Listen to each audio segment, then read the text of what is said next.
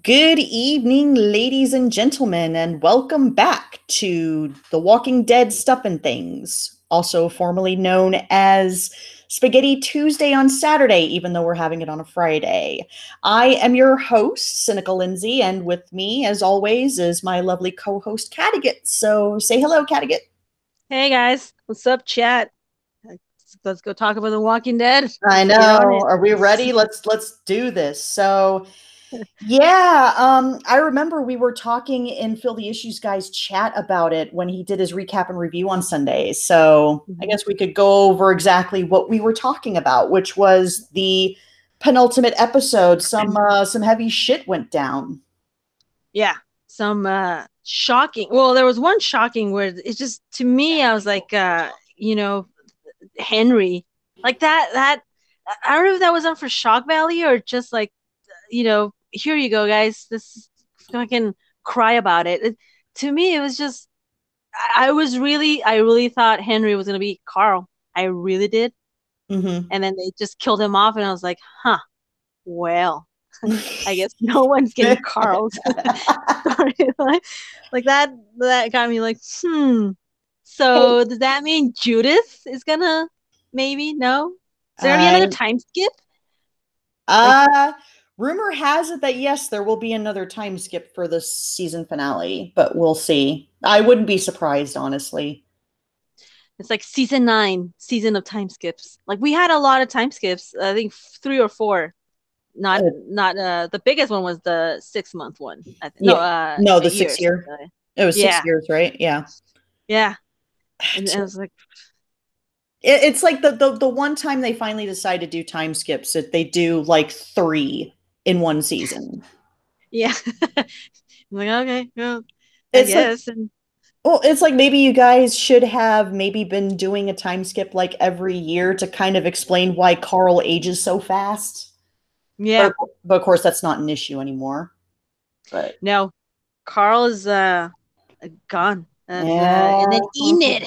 Ah, yeah, but you know what? I'm honestly not surprised that she was going to be killed off. Because, I mean, let's face it, she's the remix of Sophia. You know, she was the one that was supposed to take Sophia's storylines.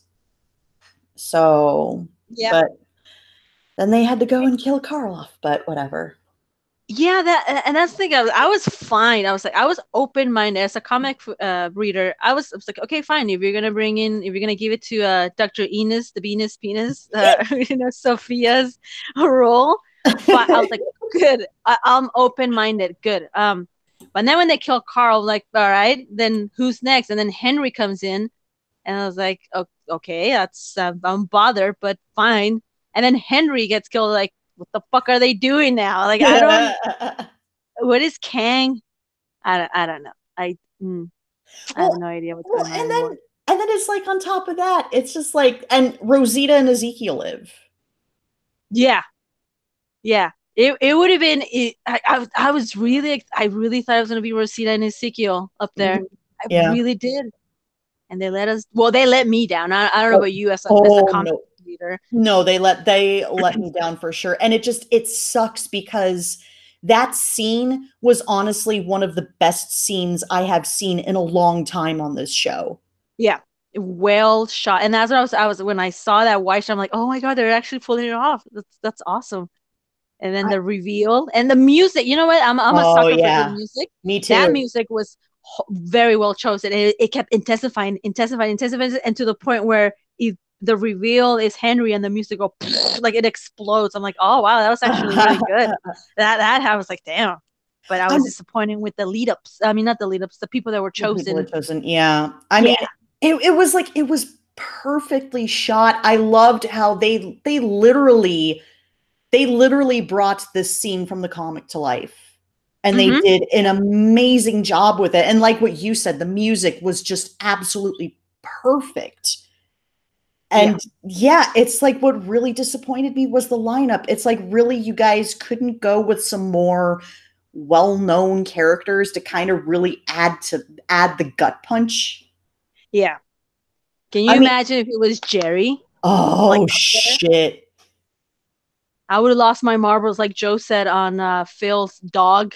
Like, oh, they got Doggo. Being dog over there, I would have just. But Jerry, dog. Yeah. But they got Tammy. Well, they actually got one right. They got Tammy Yeah. right. Yeah, they got Tammy. And then in a sense, Frankie is basically Amber because it was Amber in the comic. Is one in case chat doesn't know, Amber was one of Negan's wives, and she was one that was one of the heads in the comic. Yeah, one of the waifus from Negan's, the redhead.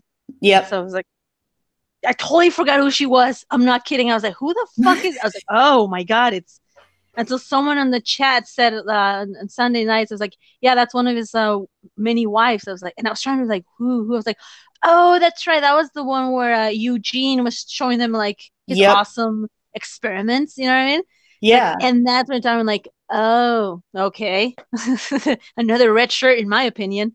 Yeah, and that's the thing. It's like most okay, yes, I get it. Some of the deaths in the comic were red shirts, but there were actual characters that we knew for I don't know how long, but pretty much a long time.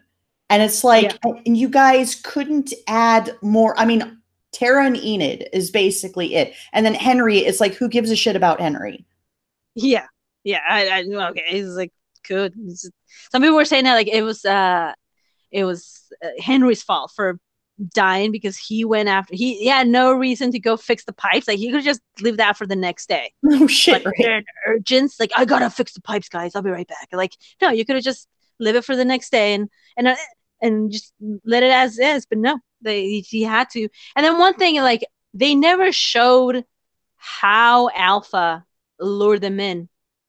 Like all of Yeah. a sudden they were in a fucking barn, all of them. I'm like, how Mhm. did she get all like what did she say to like Enid to come and join me, Enid? I have a patient that's dying since you're the doctor. You know what I mean? Like what? And we're not gonna know. They're gonna totally skip over that. Like, whatever. Well, I mean, it's like to be fair, Kirkman never really addressed that in the comic how Alpha managed to True. lure her victims out, but honestly, it's like that whole scene was perfect, and then in my humble opinion, it was completely ruined by the end with Sadiq and his corny speech.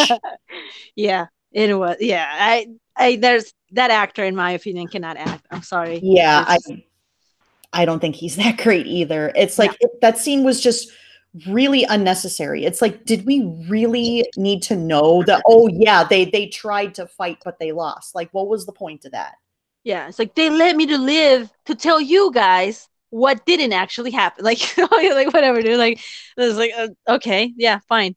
I Uh, I felt nothing either. I was just like, can we just wrap it up? Like, this is they could have ended with Carol looking at Henry and crying, and then shoom, like a sharp cut to black, and that's it. Well, and I was just like, what the hell? It's like, okay, so thinking back to issue 145, that Mm-hmm. moment with Michonne, because okay, so for the chat, the way how it went down in the comic is that Ezekiel was the last head revealed in issue Mm-hmm. 144. And then issue 145, it starts with Michonne looking at Ezekiel, and you just see this emotional moment where she just completely loses it. And holy shit, I was Yeah. a hot fucking mess Yeah. reading that panel. Yeah, I mean, I saw, that was the first time I saw Michonne actually cry. Like, I feel sorry for her. I'm like, dude, that fucking sucks. Like, she fell in love for the yeah. first time, and then it was just taken like that. I was like, dude, that's fucking, that Oh, was sad. it was cruel. I'm like, damn you, Kirkman. I love you and hate you all at the same time for this. And Alpha was just like, I was like, man, this is like the villain. Like, this is the one that we should hate, and we hate her for Mhm. what she did. She took 10 lives, actually 11 if you think about it, because That's Rosita true. was Yeah. preggers, Yep. so that's 11, and that child was, or whatever you want to call it, fetus, whatever, that was innocent. That was a life that was Yeah. taken. That's Yeah. fucked up, and that made me hate Alpha even more. But at the same time, like her, she was Yeah. not fucking around. Yeah, exactly. And the thing that got me is like, okay, so like we couldn't have a scene like that in the show, like have Carol just take the place of Michonne and just seeing her lose her shit and all this stuff. It's like, no, they had to completely rush through that just to get to Sadiq, give this corny ass speech like, oh, she kept me alive to send a message to you guys. And I'm like, didn't she technically send a message to Daryl by saying you'll know when she was talking about you'll see a border? Yeah, Like like you'll see it. that's the I think that was a clear indication that she was sending a message, you know, Hmm. with telling Daryl that, and then them discovering the border of heads, you know. Yeah, and then yeah, what's your full? I don't want your honest opinion like on Alpha, like TV Alpha, because to me, I'm not very impressed with TV Alpha. Alpha. I don't I think I'm in the same boat as you are. know. Honestly, yeah, I'm a bit disappointed. She's a great actress, Samantha Moore. I've seen her in other. I think she was in Minority Report, if I'm not mistaken. Yes, yes. Yeah, she was good in that. And I feel like they don't like she doesn't really get a grasp of who Alpha is. You know what I mean? Yeah. Like she's just improvising as she goes along with the story. Hmm. Like that weird and I'm glad Phil brought it up because I was watching that scene where she catches Lydia and she takes her into the outside and I think there's like a tractor behind them, and she's kind of like, "Yo, we have to go," and she's getting all touchy with it. Like that scene, that was weird. Like I literally felt weirded out. Like, what the hell is she doing? Like she's getting all touchy and greedy, and then she does this thing with her neck. Like she kind of leans to the left, and she's like, "Oh, let's get out of here now." It's like, dude, what are you?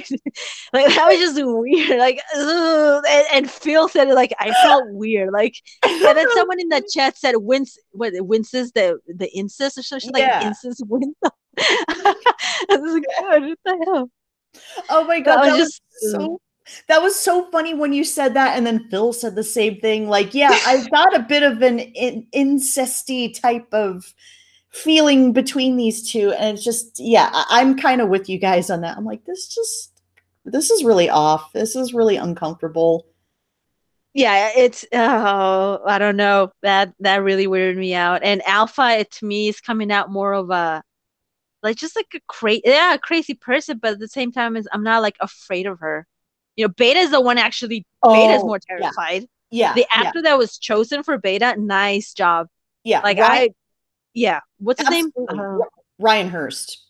Yeah, Yeah, he fucking has the body, the voice, he oozes Beta. I'm like, yeah. yeah, that's a great casting choice, and I want more of him. To be honest, I want to see more of Beta than Alpha. Really. Yeah, I do. I do too. And I feel bad because yeah, I've heard that Samantha Morton is an amazing actress. I mean, she was nominated for an Oscar. Mm-hmm. And oh, hey, David's here. Hey, let's jump on in, David. Hold on a second. Go ahead and Yeah. keep talking. I'm gonna Yeah, no, I really like Beta and the fight with Daryl and the Beta I don't know, I wanted more of that brutality. To me the shaky camera was too distracting. So it was okay, but it doesn't really explain how Beta survived that huge elevator fight. Like that would have killed him. Kidney damage, a broken leg, uh a broken jaw. That fall would have fucked him up. And then we saw him like an episode later. He's like, "What's up, guys? Hey there." Like, no way. Like he has the thickest floor, more thicker than Jamie Sir from Game of Thrones. Like, at least show him. Like, it would have been cool if they kept the continuity with him like limping. You know what I mean? Or the loose teeth because that fall. That was a big fall, and he didn't land it on sand. He landed on like fucking steel those elevator shafts that would have fucked him up. And he was like walking all normal, like, "Hey, what's up?" Yeah. well, it's like, and how many feet did he fall? It's people were saying it was like a 200 because if it's like four, it was like what they were on a fourth floor. I'm not very good with that, so fourth floor. So yeah, it was a pretty steep fall, Lindsay. Like that would have fucked anyone up. We're talking about a broken like a kidney at least lacerated. Like the show Vikings. I remember that when they had. I don't know if you watch Vikings, but there was a great battle with the Frenchie and the Vikings, and they tried to invade Paris. So they used these ladders and they were climbing up. And Ragnar, who's the main character, almost gets on top, and they knocked him over, and you see him fall, and he hits like the back of his head and his neck. And in the next episode, we see the guy like pissing blood, like he had kidney damage from that fall, and that was not even as high as Beta. Well, actually, no, it was actually pretty high from the fall of the ladder. And he fucking just he was limping. He had a lacerated kidney, and he was pissing blood. And like I like that because they show the real the reality of a fall like that. With Beta, he fell, and it was just like we saw him like what 2 episodes later, like fine, like okay, fine, I'll suspend disbelief again, like 100 times, like I've done on this show. Well, and then David said that he should have broken an arm or a leg at least. I'm just like, Yeah. Can someone his size survive a fall? A fall that large. I don't know. Of course, this is the logic of the Walking Dead writers. Yeah. Yeah, David Beta fell into a literal plot hole, pretty much. He's gonna join us soon. He's what episode 16. I want to see Beta fight. Like I want to see Daryl and Beta and more. I don't care. Bring in. I think Beta is the type of guy that for him to be finally knocked down is gonna be like 4 or 5 people, like all at the same time. Well, and that's honestly the one thing that interested me in that episode was watching Daryl get his ass kicked by Beta. Yeah. The I don't know. It's just whatever. I guess I'll suspend this belief again. I've done it. We've done it millions of times, guys. We can do this again. I don't know. It's like after season 8, I've been having a hard time maintaining my suspension of disbelief. Oh, don't get me started on that 50 cal. God damn it. Don't get me started on that 50 cal. That Jeep. Oh, screw you. The writers. I don't know. Whatever. I'll come down. That was so lame, though. It was laugh out loud, but it was like, come on, guys. Really? Well, and then another thing too with this previous episode is like Judith hasn't seen anyone else in the communities, especially Carol, for that like what 5-6 years. Mm-hmm. Yeah. So I'm just like, that's what caused the fracturing of the communities. Was just it just makes no sense to me. Yeah, you know what? I thought the X's were gonna be like a huge, like remember I don't remember what episode it was, but when I think it was the hilltop, and everyone was like, "Hi, the writers," or someone said, "Writers are coming," and everyone hid. Like I was like, "Who are these writers? Like, are they the guys, in charge with the X's?" Like, no, it was just some kids that were being brought up by some crazy lady about hunting and marking and all that stuff. I was like, "Oh, okay, well." I guess like it didn't do anything to me to be impacted. Like, oh shit, those are new villains. No, it was just some kids hunting. That's it. That's how they got branded. And then you have and then you have somebody come in who apparently was friends with Michonne back in high school, and they hadn't seen. Okay, how the hell they managed to find each other in a completely different state is beyond me. But whatever. I have a question for you and everyone in the chat. Who here would remember someone from high school? I wouldn't. Like if I saw somebody from high school, I'd be like, "Who the fuck are you?" Like I don't. First of all, I was like I minded my own business in high school. I didn't have a lot of friends. That was just me. I had like a very small group of friends, so I would not remember somebody from my biology class or someone from math. You know what I mean? Like I wouldn't. Yeah. That to me was like that was a stretch. Like oh, it's you. Yeah, I mean, and then I'd probably recognize like my close friends from high school. But if we're talking about like someone who was just like an acquaintance in one of my classes, it's like, fuck, I'm not going to know who they are. Not even I wouldn't remember some of my close friends. Like you are again. Oh, shit. In the apocalypse? Yeah, I know. And then she was all dirty, and she had like her hair, I think hair missing, and she looked all disoriented and shit. I'm like, and she's like, oh, it's Joss. I was like, who? I thought she was gonna get Elodie's, is it Melody or Elodie, whatever, the girl from the comic. Yeah, there you go. Thank you, from the comic. But I'm like, no, that's too soon. That's Commonwealth. No. So I was like, it was just a friend from high school who had children as her bidding. Which like, and no explanation as to why she's gone completely crazy. Yeah. I mean, it's like with the governor, we had an inkling as to what caused him to go crazy. But then this chick comes along and it's just like, who the fuck are you? Like, I mean, come Yeah. on. And then I it just doesn't make any sense to me that it's like you have this old friend come into Michonne's life, and that's what caused her to completely distrust people, including people that she's. I mean, how long had she been with the group? Like out on the road, with Rick and Carol and Daryl and Team Family, and it's mm-hmm. like, and it was that friend that she hadn't seen in years that caused her to distrust people, including people that she knows, that Yeah. she has known for quite some time. It just makes no goddamn lick of sense to me. Mm-hmm. That was, and here I thought the exes were gonna be a huge reveal, and it was weak.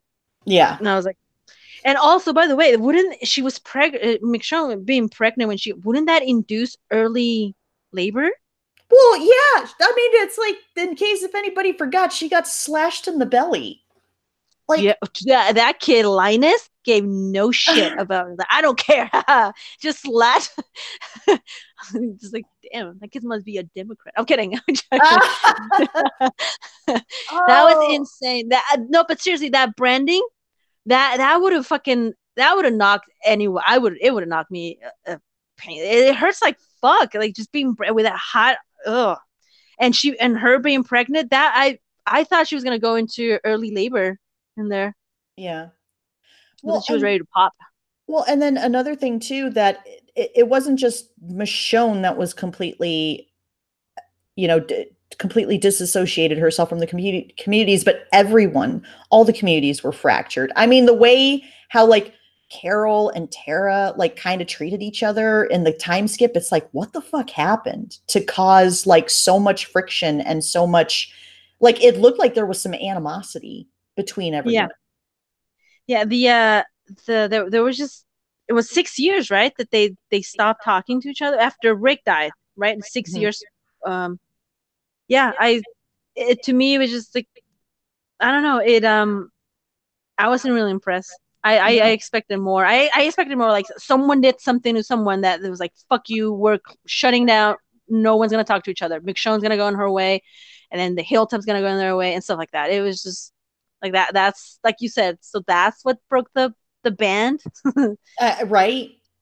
And then it's like you had Ezekiel coming out with his speech in this previous episode, like, oh, I know that we've all been broken, we've all been, our communities have been, out of touch with each other and blah blah blah. And I'm just like, it's just all because of Michonne decided to shut herself off from everyone. That just caused everyone else to just stop talking to each other and to stop treating each other with respect. It just Yeah, yeah. I was.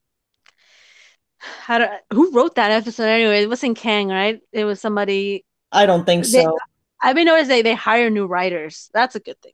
But I haven't been impressed. Oh no, I did like how McShone kill those kids. Someone kept mentioning over and it wasn't on Phil's stream, but I think I was in the on Trev Chan's comment sections like, yeah, she went all Anakin Skywalker. Like she fucking Mhm. slashed those kids. And I like how they cut to the walker. I thought that was a nice. You can't show on TV children being slashed or you know what I mean, like the heads blowing off. Like that's like Mhm. a rule in TV. But I did like that editing like that. I thought it was really nice. And her Yeah, face of just like, oh my god, I'm killing children, and then her cutting to the walkers being so. I thought that was a nice touch. I did from that episode. That's what I liked. yeah, I will admit that that was a neat little transition between her fighting the walkers and her, or, killing the walkers, and then juxtaposed with her killing those kids. I Mm-hmm. mean, that was a cool scene, but oh my God, that whole confrontation between her and Jocelyn and the kids, it's just, oh my God, it was so fucking cringy. Like, oh, Yeah. I actually laughed out loud at that scene. I actually laughed out loud when she came out, when Michonne came out, and then was it Joss grabbed that log or whatever that, and boom, knocked her. I was like, oh shit! They have no sympathy for for people that are pregnant, like No women. shit, right? Like they were, yeah, those kids were vicious. I those kids had a bright future ahead. No, I'm joking, but no, I actually Yeah. like that. No, and by the way, that little girl from Winnie. Hmm. I've seen her somewhere, and I went back and I looked at her IBD. She's that little girl from Stranger Things. She played what's that, Jim's daughter, the one that died of pneumonia Oh, or some shit like oh that. yeah. Uh-huh. Yeah, that's like the look. I'm like that and Oh, that kid was like, those kids were good actors though. I did oh like yeah. Linus, Winnie, Yeah. um, others. I can't remember their names, but yeah, those kids I like them. Oh, They gave no, they were ready for the apocalypse. Like they gave no shit for anyone. mhm. They just like, they whatever, we're gonna kill, we're gonna brand, and we're gonna kill, like fine, whatever. Yeah.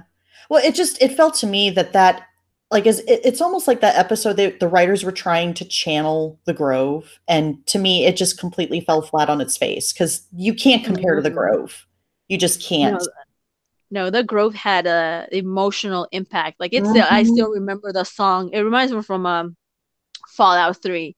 And then Hmm. when the kettle, like I was like, wow, that's actually really good. And how it's built slowly, slowly to the point where the fucking crazy Lizzie was like killed her sister, and she's like, "Oh, don't worry, she'll turn."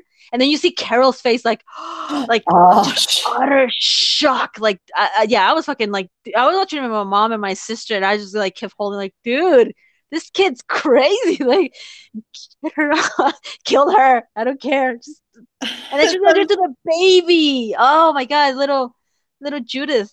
She was well, gonna do and it to her that's the too. thing. It's like that the Scars episode, it was Mm-hmm. almost in a sense kind of repeating what happened in the Grove because Judith was kind of in that same position where she was in Yeah. danger. You know, but in the Grove it was just done so much better. And then yeah, you had Lizzie with the whole she'll come back. I didn't hit her brain. I'm like, what the fuck is going on here? That kid is fucking. That actress were fucking good. That Yeah. was that was I just kept thinking, like, the way she saw the walkers in human beings. There was like no line. Like she just like, Hmm. don't worry, they're gonna come back. Like I know what I'm doing, Carol. Trust me. Like Oh. I and Judith is next. That was fucking cool. Too bad she looked at the flowers and that was I it. know, right? Oh my goodness. Just that whole episode, it was just it was perfection. It was a Mhm. masterpiece. I mean, and the fact that Melissa McBride didn't get even an Emmy nomination for that is just a fucking travesty. Yeah, she Melissa McBride is a great actor. I think she's the only reason why, besides knowing the Whisper, I want to continue to watch the this season and see how Melissa McBride continues with the loss of Hmm. Henry. Is she gonna go berserk, or is she gonna be like, cold stone, like stoic, like, whatever, like I don't give a fuck, like, or she's gonna go after, because I want to see the showdown of Alpha versus Carol, Beta versus Daryl, and then Oh Negan, hell yeah. somewhere in between, I guess. I don't know what Negan, what story he's gonna get. Is he gonna get Rick? Is he gonna get his own? Is he still gonna be a villain? Is he gonna Mhm. be like a father figure for Judith, or I have Lydia? I don't know. Well, I have a feeling that's probably the direction that they're going in. Because I mean, if I'm thinking about it, it's like Denai Guerrero is leaving next season, so Michonne's going to be gone. So it's like, is Michonne going to? I can only see two possibilities happening here. Either Michonne finds out that Rick is still alive and takes Judith with her, or she dies. She dies. Uh, I, I think she's gonna get her comic story where she goes on a boat or some shit that become a pirate. Mhm. I think that's what the in the comic she just goes off with Oceanside. Yeah. Yeah, I think that's gonna. But is she gonna take Judith? I don't think so. Maybe, Well, I hope. yeah, because I don't see her leaving Judith and RJ behind.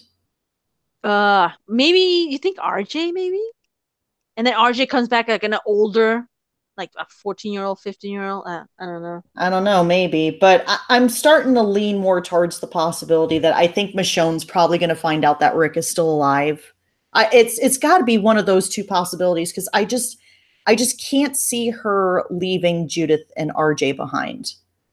But I was thinking that Mm-hmm. if that were to happen, then then I could probably see Negan probably raising her. But I don't know. I know one thing's for certain is that it looks like Eugene is finally getting a piece of his comic story. Yeah, I think that's how we're gonna end season 9 with him communicating with somebody on the other end. Like someone's gonna Yeah. pick up the on the other side. Like in the comic, it's spoiler alert for everyone who hasn't read the comic. It's Stephanie, the girl from the Commonwealth. But what if it's Rick though? What if Rick's like, I'm all right. I'm fine, Yeah. Eugene. Stop looking for me. Move on. I Like mean, I who knows? Oh, Check Your Logic was asking about Oceanside. So, okay, so Oceanside is a community in the comic. Okay, so in the comic, Michonne leaves during a 2 year time skip. She comes back. Was it Oceanside that she? I'm yeah. just trying to remember. Okay, so she went to Oceanside and she comes back, but then of course they changed Oceanside in the TV show for it to be just a community of all women, and they lost their husbands and their loved ones and their sons and stuff to Negan's group and the Saviors. Well, Simon killed them off, or at the command of Simon, they killed off all the men. Yeah, Simon will say So, bullshit. I'm joking.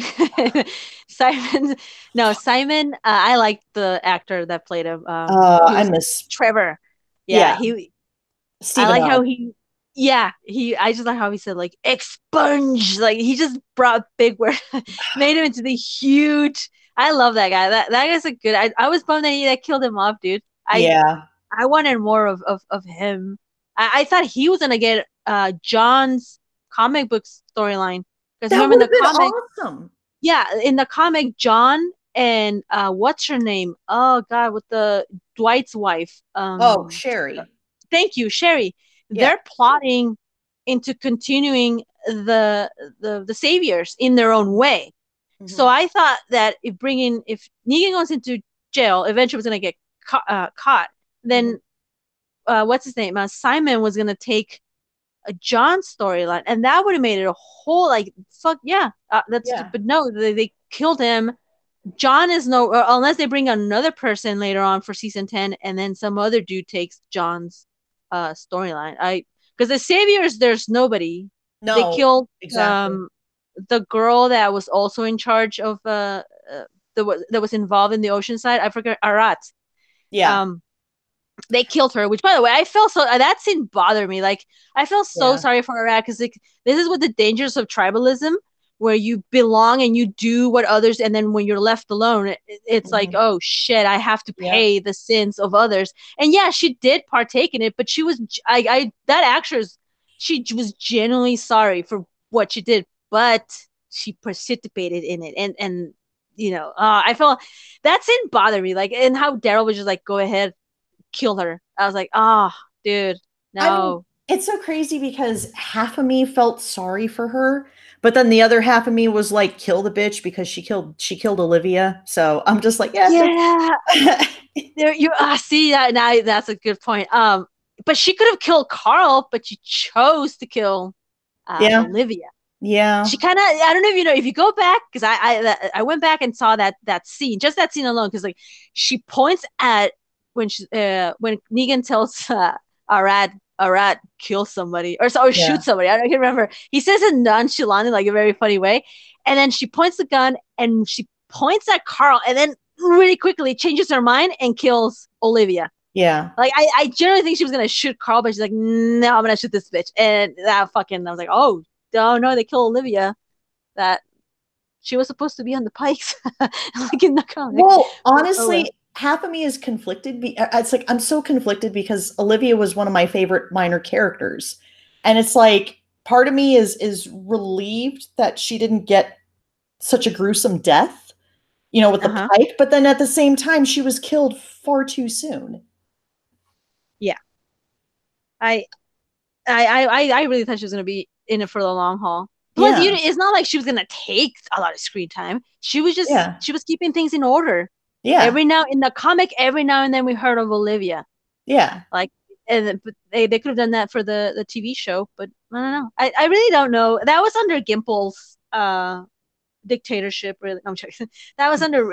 He just he wrote her off after that, And I and just that's it. don't give it. It's like, okay, let's give Olivia her epic moment with her slapping Negan, and then it's like, then what? Then kill her off? Like, what the fuck? You know? Mm-hmm. And then it's like, oh no, wait, nobody's gonna give a shit if Spencer dies, so obviously we have to kill off somebody that people care about. It's like bullshit, you know? Mm-hmm. But and then you have this thing with the Pikes where they do a complete 180 and they kill off characters because these minor, like these, well, red shirt characters that Yeah. nobody's going to give a shit about, and it's like because they don't have the balls to kill off some of these other characters. I would have done Jerry, Ezekiel, Rosita, a fucking retro like Tammy, of course, Well, yeah, and then yeah, and if I really wanted to fucking piss off the fan base, I'd be like, "Fuck you, this is my show." Judith, I would have fucking put her shit. in there, like, She, take that, haha. she could have taken Josh's place, but nope, nope. It's, oh, of course, Josh was in the comic. He was Carl's friend, right? He was yeah. the kid that carved things or something like that, if I'm not Yeah, mistaken. he made Carl, I believe it was a wooden horse, I want to say. I think he There carved you a go. wooden Yeah, horse. yeah. So It was. it's like, why couldn't, oh, but then yet I wouldn't really care because quite frankly, I don't really give a shit about Mary Sue Judith Grimes.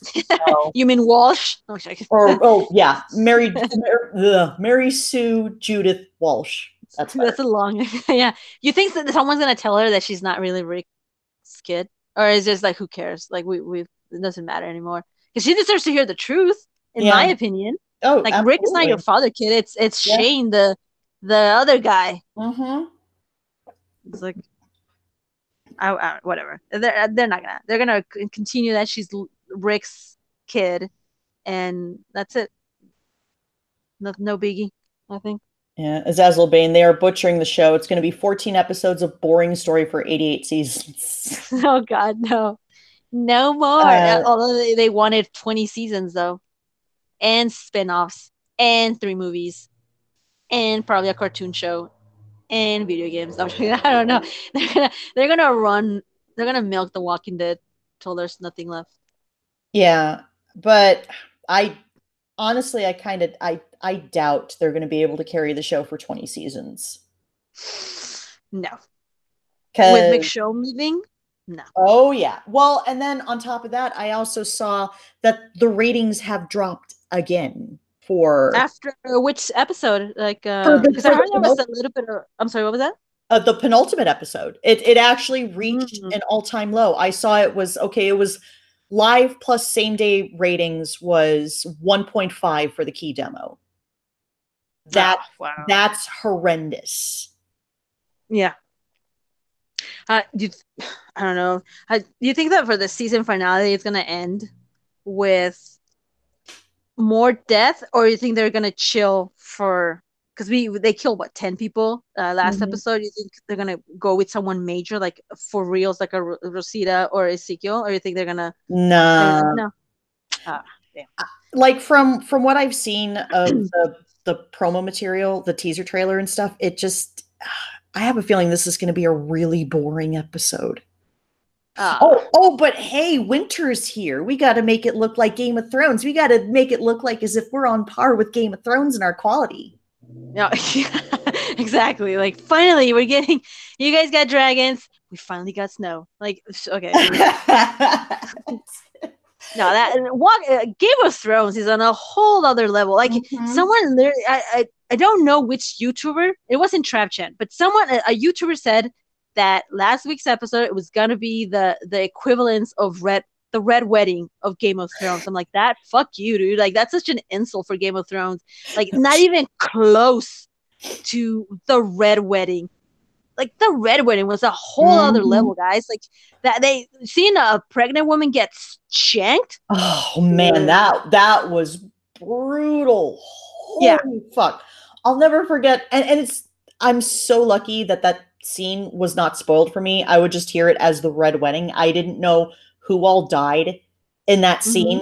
But and it's funny because our best friend, who's a massive Game of Thrones fan, Uh-huh. when we first started binging the show, he told us, he's like, okay, you guys have to film yourselves watching the Uh-huh. red wedding scene. Yeah. So I'm like, okay, and I was just jaw drops, like, Yeah, I was shocked when I saw it. I remember I was alone watching and I was like, oh, dude. Like I literally screamed like, dude, like that was an innocent baby and the woman too. Like she mm-hmm. genuinely thought it was a party. Like, oh, awesome, a wedding. Fuck yeah. Like who thinks you're gonna get shot at or shanked when you go to a wedding or a party? You know what I mean? Like no one. And I feel sorry for Robert's waifu. Like that was so. And then Yeah. he watched her, dude. He watched her get shanked. Like, and Mm-hmm. then and then the worst thing is that Kat watches Oh, the yeah. child, and then the you know the his her daughter-in-law and her son, like that fucking that's like top tier, probably the most Yeah. brutality shit I've seen on TV. Nothing Yep. can top. So far, let's see. I've seen Vikings. I've seen Ozark. I've seen no no. I think that to me that's like number one for just utter gruesome brutality that I've seen on TV. Walking Dead didn't even come close. I like the music. I like the build up.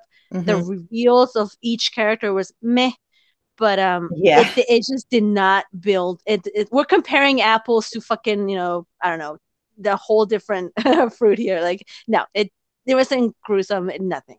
And I hate the reactioners, the people that react to this, how they exaggerate, like, oh my god, I know, like, oh fuck you, you guys are just doing it for the views, like, and No for the, shit. yeah, they want more subscribers, so they act the shit out of it, like, oh, whatever. Like, okay. Well, and I'm just like, okay, what was I thinking? Oh, so it's like The Walking Dead does not have the balls to kill off a pregnant woman, but meanwhile, on Game of Thrones, many seasons ago, not only does a pregnant woman get killed, she gets fucking stabbed over and over again in the fucking stomach. But dude, yeah, I know. That's what I'm saying. Like, who was the person that said, "Oh, this is like Game of Thrones." Like the Sunday night is there are Walking Dead Red Wedding. Like, no, not even close. Mm-mm, not at all, dude. That was no. It was gruesome. I'll give you the gruesome part with the Yeah, heads moving. That was cool because in the comic yeah, we didn't see that. yeah. We just okay, fine. I'll give you but it wasn't like as brutality and stuff like that. No, Mm-hmm. I actually laugh at the people who are like, who the fuck is that? And who is that? And who is that? And who is that? And then we got to Enid. I was like, oh no, Dr. Enid, the penis. We're gonna have to retire that shit from Phil's chat. And then Tara, it's like, okay, whatever. And then Henry. It was so, I don't know. I wasn't shocked. I was just like, fine, And whatever. it's so funny because I was talking to my mom earlier because my mom watches the show, Oh, and does she? yeah, Nice. and well, she's basically the person who got me into the show. But anyway, so we were talking about that scene, and she recognized Enid, but then when it got to Tara, she thought it was Rosita. Like she was like, "Is Yeah, that supposed to be Rosita? Is that supposed to be yeah. Tara?" A lot of people did. They thought that that was Rosita. They were saying like, "Oh no, wait, they got her," and it was like, "Oh no, that's Tara." I was like, "Oh, okay, well, fine." Yeah, it wasn't. There was something in the makeup department that they didn't. I guess they didn't capture Tara's face. That people were confused that it was Rosita. Oh, that sucks. It just being. Well, it's like the problem is that they decided to give Tara about the same hair length as Rosita, even though her hair was shorter. I don't know why she grew her hair out, but what do I know? Yeah, I think no, even the actress said she's like that. When did she join the season 3? I want to say maybe season No, 4. it was the first half of season 4. She came in during the governor bottle episode. Yeah, listen, the girl had. I mean, I'm talking about the both the actress and the character. That's a great run. Like this Mm-hmm. is a character nobody liked. Like at first she started to interest. I was like, oh, that's a cool character. And then somewhere along the line, I just found her boring. And it's like for a boring character to get that much, that's not that bad. Yeah. But Jesus, on the other hand, doesn't get enough, and then he gets killed. Like, and he's more of an important, relevant character in the comic too. But Mhm. for the show, yeah, they were just like, yeah, this is how Well, you die, dude. well, and then if you think about it, it's like Jesus basically died for nothing. Because that's why I said, like in Phil's chat, I was like, okay, now that Tara's dead, who the fuck is going to take over Hilltop? Yeah. I know I'm gonna go on a limb here, but I think it's gonna be Magna. I think she might. I think it's gonna be like a slow build up, and then she's gonna take the job. I think Mm, unless Maggie comes back, but I don't think the actress is interested in coming back. I think she's just no, I don't think so either. Well, I mean, considering the fact that there was this huge behind the scenes drama involving Lauren Cohan's pay, I don't see her coming back. she wants more money, huh? Well, that's what to my understanding, yeah. I mean, it's Yeah. like she didn't want parity like on the same leagues as Andrew Lincoln and Norman Reedus in terms of salary, but she definitely wanted a higher pay, which I mean, I totally understand. She's been with the show, since the second season, and Maggie's relatively a fan favorite. Mm-hmm. Yeah, she would have So, been if only she had stayed. Like, don't bring anything about money. Just, I mean, it's because of The Walking Dead that she's relevant in Hollywood, you know? mhm, yeah, Like, I didn't know who the hell she was before Walking Dead. They made her into a household name, so I wouldn't. Why demand more? Just be happy mhm, with what you're given. yeah. But then yet again, I'm sure she probably saw the writing on the wall because I mean, let's face it, from previous season, the viewership is dropped by 60%. Yeah, and it's dropping back. And I think this is why Danai Gurira is also leaving. Yeah. She's seen it. She's like, yeah, I gotta go to Wakanda and fucking star in my own movies. And I definitely think she's gonna have more movie roles. I think her mindset's set on Hollywood now, like movies, fucking whatever, Marvel, whatever. But I don't think she's gonna be.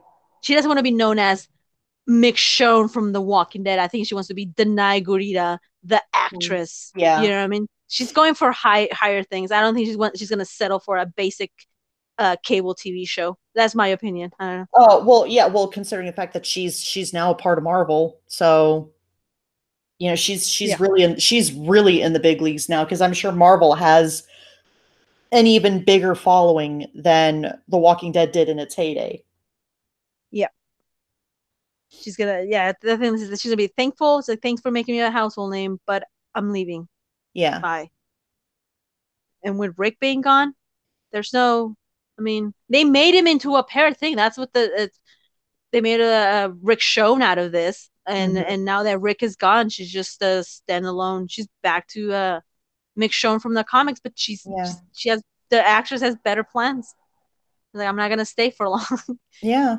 And honestly, I think she deserves better because, I mean, she is a fantastic actor. I mean, her, like episode 14, as much as I disliked that episode, I'm not Mhm. going to deny that she gave an incredible performance in that episode. Yeah. Yeah, that was good. I mean, I really like that, and I'm glad they didn't spoil it. No one said, "Oh, this is gonna be a awesome episode." It was just like and that's why that's why I kind of liked it a little bit more, because even though it had its problems, but her killing children like that, and I think Yeah. Joe made a good point last week on last Sunday. Like, can you imagine if AMC had gone, "You will never imagine what Michonne is gonna do to children." You know what I mean? Like, it was left quiet, and that's shocking when she was slashing those kids. Like, wow, that was dark, but I like that. I'm glad they didn't spoil it. And AMC is very good at spoiling shit. Like, just remember how Yep. Rick, 4 more episodes to Rick, leaves, and then 3 more episodes, and 2 and 1 is like, fuck you, AMC. Just live it as a surprise. Don't tell us. Just let it slowly build up. Don't fucking give us a tease either. And I fucking hated AMC for that. Fucking assholes. Well, and it's like they literally baited and switched the audience because I mean, I was somewhat enjoying his final episode. Like, okay, I dig these callbacks, with bringing Herschel back and bringing Shane back. But then they had to go and fucking ruin it with the ending by oh no, he's alive, even though he like literally got blown up on the bridge. And the way the way he blew up, it was like he got pulled in and not out.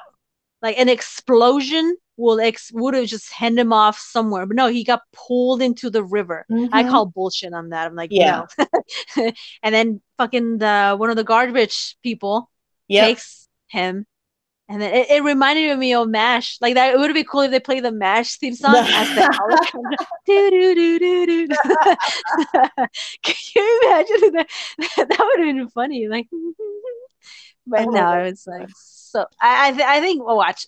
Rick is gonna be the person that answers the ham radio on the other end, and it's gonna end like that. And they're not gonna show him up for season 10. It's just gonna be a tease. Like, here comes the movies, guys. Get ready, because I think the movies are set to release for 2020. Oh, is it 2020? Uh-huh, next year. Well, that's the thing. I haven't really been keeping up to see what the updates were in terms of like if the film's like been if AMC officially ordered the movies or if they're just talking about it right now. From what I keep hearing, it's like it's ready to be right now it's in pre-production, and it's gonna be, maybe it's gonna film or in production 2020, and maybe by fall the Mhm. movie will get released, because this is the basic. It's gonna be made for TV. It's not gonna go for theater. I don't think they're gonna go for theaters. That's No, no, no way. they That's a don't. big budget. There's no way they have enough in the budget to make a feature film of quality to put on the big screen. Yeah, I think it's gonna be, of course, gonna be for AMC. But my thing is like, who's gonna write it? It's gonna be the Gimple. Like, Oh, just get probably. someone. Ugh. Then we already started. That's Hey, you know not. what? If they bring Seth Hoffman back to write the Mhm. movies, then I'm fully in because to me he was my favorite writer on the team, and I'm so disappointed that he's not a part of the writing staff because he wrote all my favorite episodes. I think were all written by him. Nice. So, and it's like I tell you what, if they get him back for either the movies or the Mhm. spin-offs, it's like I am fully on board that because I know the guy can write. Yeah. Hmm. No doubt. But I watch. It's gonna be Gimple. Gimple's gonna be a second producer. He's gonna write maybe part one, and Mhm. then someone's gonna write part two. Uh, it's Well, 3 movies that they want to make. it's like in Gimple's defense, he's really good at writing single episodes. Absolutely. I mean, this is the same guy, the same person who wrote The Grove. He wrote Hmm. Here Is Not Here, Here's Not Here, what Morgan's flashback episode from season 6, which honestly, I think that episode gets a lot of flack. I personally enjoyed that episode. Remind me, what episode is that? The Here's Not. Here's Not Here, that's the flashback. It was Morgan's bottle episode where it kind of explains why he became the person this whole life is precious, and he ran into Eastman and Eastman is the one Oh, that kind of trains him. Yeah, yeah, that was a slow episode. To me, it was very, very slow. it was Uh, slow, but yeah. but it worked. I mean, I thought that Morgan and Eastman had great chemistry Mhm. and the acting was solid. It's like sure, it was a slow episode, but I mean it was like a kind of a character building episode, which personally I like that kind of storytelling. It's Yeah, like where it's a standalone for the character. Yeah. yeah, because it's like I've gone back and rewatched season two because I will admit the first time I watched season two, I absolutely hated it. But Hmm. I think it was probably because I was thinking like, okay, what are you guys going to do next? What's next in the plot? And then it's like rewatching it again, understanding that okay, maybe I should put a different lens on. Like this is a season that's more about character development than it is about the overall narrative. And I think that really helped me to have a better appreciation for that season. Yeah. Season 6, that was the when they discovered Alexandria and they settled. And is that where the Glen dumpster dive thingy happens? Yeah, it was Season 6. It was season 6, episode 4, which was one that Angela Kang wrote. she co-wrote, right, with the Gimple, didn't she? Oh, I'm gonna have to go check on oh god damn it. I don't have Hold my on. phone with me, but Hold on a I second. think she may have. Let me look that up. Do. I could have sworn that was one that she wrote singly, but let me find out. Which just reminds me, I've never been a fan of Angela Kang's writing, in all honesty. I think that her biggest, like her the episodes that she showed strength was ones that she co-wrote with other people. Like I know that she co-wrote Four Walls and a Roof, which is That was an okay episode. that was It killed no, it showed how they killed the Terminus people. yeah. I thought it was cool. That was an okay, yeah. Did she also write, oh shit, what was that episode? Uh Season 2. I think that was when Lori confesses to Rick that the kid might not be his because she slept with Shane, and then Rick goes like, "Well, you were alone. That's okay. Like Mhm. I forgive you for sleeping with my best friend. I guess I think she wrote that episode if I'm not mistaken. I'm gonna have to go back and check. I Nope. don't remember the Or title of yeah, the episode. okay, so checking out, oh, it's episode 3. Season 6, episode 3. Thank you. It was written solely by Angela Kang. Okay. I thought she may have co-write it with somebody else. Okay, let me see if season 2. Yeah, season 2 had great episodes though. Like that's fucking Cherokee Rose. That was a good Mhm. episode. I don't know who wrote it, but that was when Daryl and was trusting, like he was beginning to see Carol as like we can be friends. You know what I mean? Like he was the Yeah. only one looking for Sophia when everyone else was distracted with Carl. Like Hmm. he was, and I thought that's like season 2. That's one of my favorite episodes. Cherokee Rose. Yeah. And then And- that story about the roses, like the why they call it Cherokee rose, I thought that was very, heartstrings. Like that's cute. It's nice. well, and it's like, come on, that whole reveal in the barn with Sophia as the walker and Carol's reaction was just, oh my God, that shit gets to me. Was it pretty much dead already? Yeah. Oh, That just, fucking that was shocking, dude. I love how the camera is like slowly started to tilt up, slowly reveal, and then it was like zooms out, like, oh, it's Sophia. This whole time, Sophia was in the yard. I'm like, no, yeah, the difference between those seasons is that season 1 had what 6 episodes. It was like the mhm. pilot season, and Yeah. then season 2 had 13 episodes. The difference between that and now is like there were short episodes, and it was Yeah. cutting the fat. It was giving you the good Yeah. shit.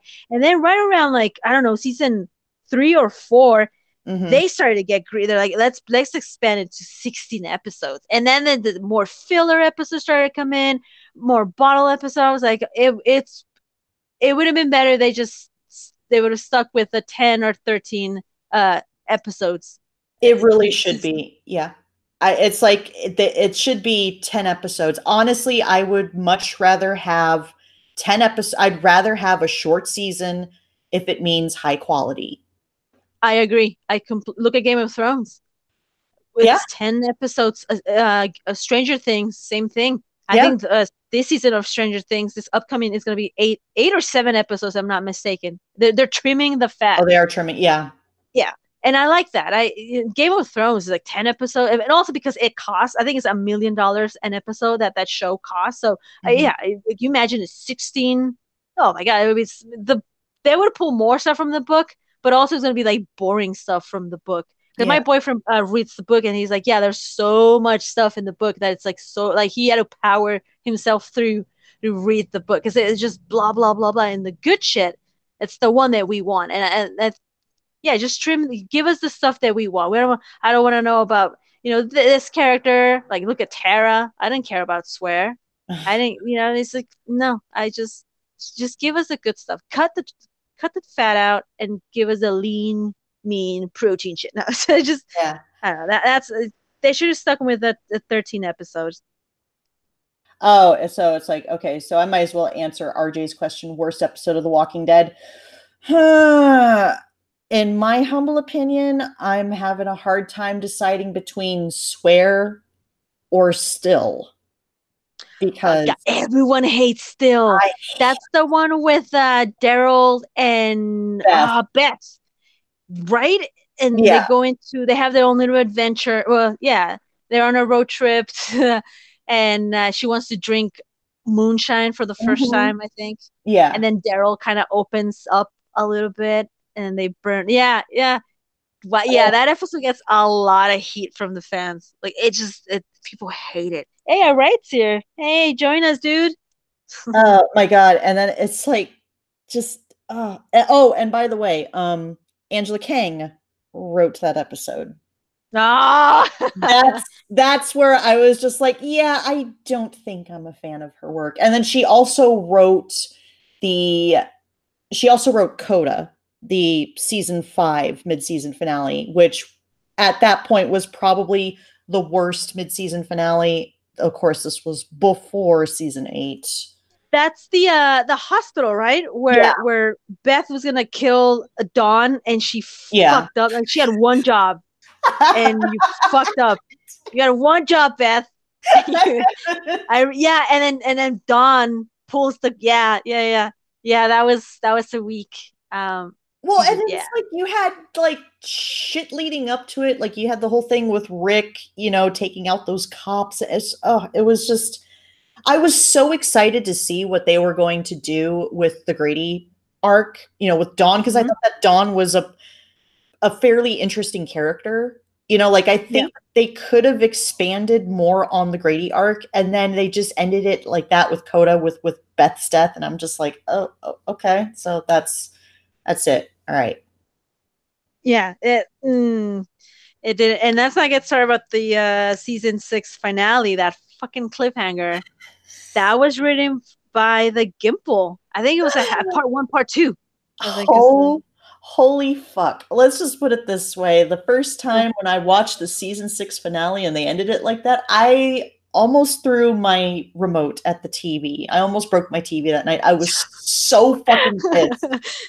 you So was fucking pissed. you owe me a TV, Gimple. Yeah. I think you wrote that episode. I think he might have. I'm not sure. I don't have a.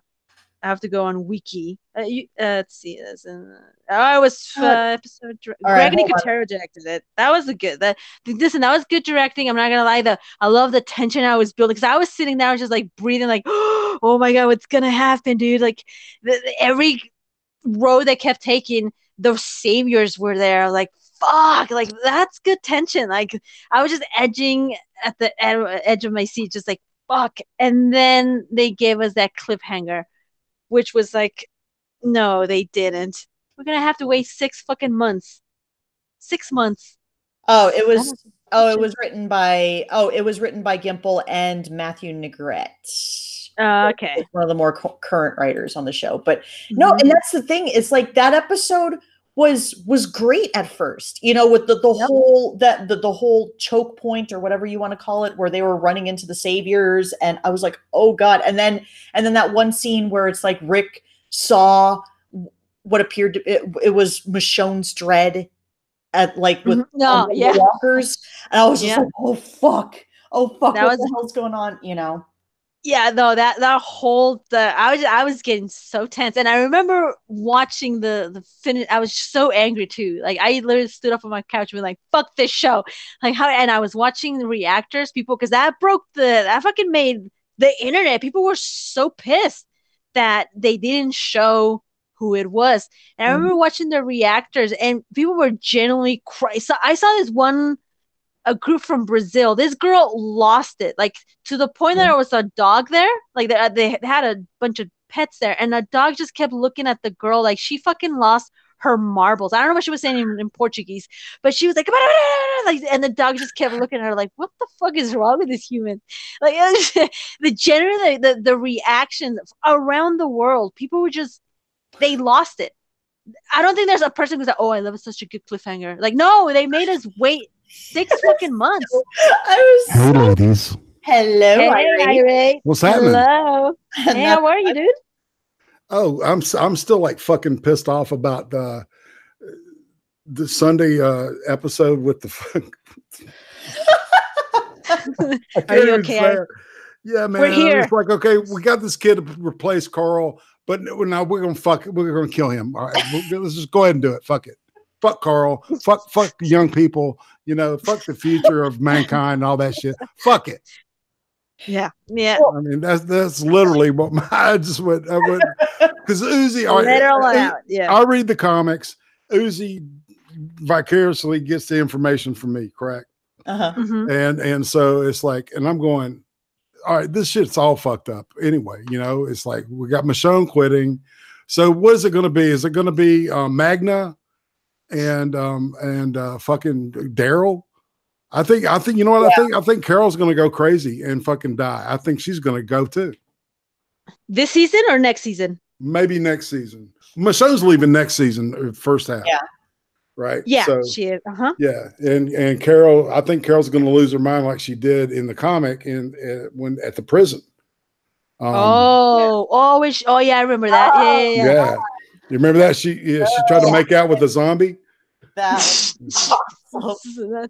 That's one of her many kinky fetishes, I guess. She's like, that's what I loved about Melissa McBride, man, was she took that character and just fucking owned it. Yep. You know, and I mean, she's the reason that Carol's still with us. Yep. You know, she's a great actress. Yeah. So, yeah. And that is one thing that I did like that they did on the show is what they did with Carol's character, you know, and the transformation that she's gone through. Mm-hmm. But now it feels to me that they're repeating it because she lost Sophia. It's like she's a walking meme at this point. Any kid that she forms a relationship with, it's like nope, she's gonna have him killed. Yeah. Stay away from Aunt Carol. You're gonna die if you're a kid. Sorry, Judith. No, stay away from her, Judith. Lydia, man. Is that not the worst fucking actress on the fucking planet playing her? Yeah. Oh my god. Who, Judith? The little. No. Judith is actually better than Lydia, man. Really? I always called her chlamydia. Oh, Be careful. I like her. I think she's doing a fairly decent job, but like, okay, I will say, yeah, she's okay, man, but she's still horrible. I mean, it's like I think that Judith, the actress, she's a very talented young lady, but oh my god, I can't stand the character. It's like she's supposed to be like little Carl, right, with the hat and everything. You know, because little Mary Sue. Really? The real Carl, like, you know, went through puberty like 5 years ago and was like, yeah, Dad, I'm not leaving the house, you know.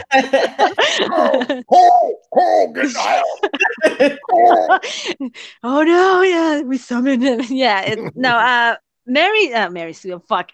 Judith, that one episode, it was episode 14, when she goes out by herself and starts killing the walkers. I'm like, bullshit, dude. Like, she was doing the same thing Carl did, and he was about to get bit, and somehow managed to get away from that one walker. But then that walker followed him, and that's what got what's his name, the old guy from season 2. I forget his name. Dale.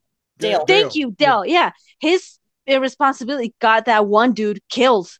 And I thought for sure, are they gonna do the same thing with Judith? Like, she's like, hey, look, Mom, I killed like 10 walkers, and then she looks away and fucking Michonne gets bitten. Like, I thought they were gonna go there too, since she's taking Carl's comic role. So I was like, oh, are they gonna go there too? But no, they didn't. So good. I'm happy. Nothing happened beyond that. I have a technical question for you guys. All right. Yeah? Did you not think the heads would be a little more animated on the sticks? Yeah, I mean, it's like, I think that Nicotero did a pretty decent job with the heads, but yeah, it would have been cool to actually see them a little more animated. Yeah, the eyes looking around and stuff, and you know, and wanting to. That would have been so cool, dude. Yeah, that would have been cool if the eyes started like twitching, like left, right, like that's I was watching this thing about this guy, I can't even remember what it was. Fuck. But they had done a complete mock-up of this dude's head animatronic wise, and it like made facial expressions that looked fantastic. I mean, and I cannot remember where I saw it. I'll go through my history and send it to y'all. Cool. Yes. Did sorry about that. no. Did Greg? Wait, did Greg Nicotero direct that episode? No, I don't know. Scars. Oh, geez, I don't know if he directed it or not. Is that the I'm name of gonna the be episode? honest. Scars. No. I'm sorry, not scars. The reveal of the heads. Oh shit! No, I forgot the name. Why am I forgetting? Damn it. What I'm was looking it up right now. Because Scars was different. That was McShone's, and then they the day before the storm or some shit like that, right? Is that what? Yeah, I think Right. It was like the calm before was the There first you go. episode, and Yeah, then the storm was before, yeah. right. Yeah. But And I mean, let's see who directed it. No. well, and it's like, here's the thing. It's like, I thought that they did a fantastic job with bringing that particular panel to life, but it's just, they could have done so much better with the lineup. I mean, I could give two shits about these characters that's in the lineup. Right. All right. What did you think of the reveal of the Pikes? Were you disappointed? Did you read the comics? Did you expect the same from the comics into the TV show, or were you happy or satisfied with the reveal? Oh, it would have been so much better if they would have killed the pregnant Rosita. Yeah. and the king Ezekiel. Yeah, we're in the because I mean, when I saw Ezekiel, see, first of all, they showed the back, so it looked like, you know, maybe it was Michonne's head on there. Yep. You know, it was really well done. And you know, it was like, holy shit, it's Ezekiel, you know, and then it was Rosita, you know, she was pregnant. Oh fuck. So yeah, that was a huge shock in the comic, and it was like kind of a letdown, you know, because I knew it was coming, and it looked like, you know, the border in the comic looked like it was long, like they were spaced like 20 feet apart, right? And this looked like, you know, 8 heads. Ding, ding, ding, ding, ding. Right? Well, actually, it was more heads in the comic. Because I think in the show it was 10, and I could have sworn I think it was 11 in the comic. Maybe. But okay, wait. Let me think. Let's see. There's Olivia, Ken, John. Oh, Ken, our beloved Ken. Okay, so Olivia, Ken, Josh, Aaron, Tammy, Oscar, Josh. I counted Josh. Let's see, Rosita, Carter. I'm pretty sure it was 10 or 11, or I think it was 11. I'd want. Yeah, Nicotero did the storm. He sure did. He directed that. Oh, nice. Yeah. Anything that's got really good effects, he's going to be the director. Yeah, I would think. You know. Yeah. Yeah. Good stuff. Good gore. He is a great makeup artist. Yeah. Well, I mean, he learned from the best. Well, it was like he always outdoes himself, you know, every year. It's like, you know, it's like he tries out doing stuff. Remember when he did the one where it was when they had the quarry and the one truss is squeezed through the truck and his skin rips off and shit? That was so fucking cool. It was the 2 trucks, and then that walker just squeezes by, and it's like his skin just rips off. Like, that was so awesome. Yeah, it's that gore that people look forward by Nicotero. You know, that like we want to see walkers.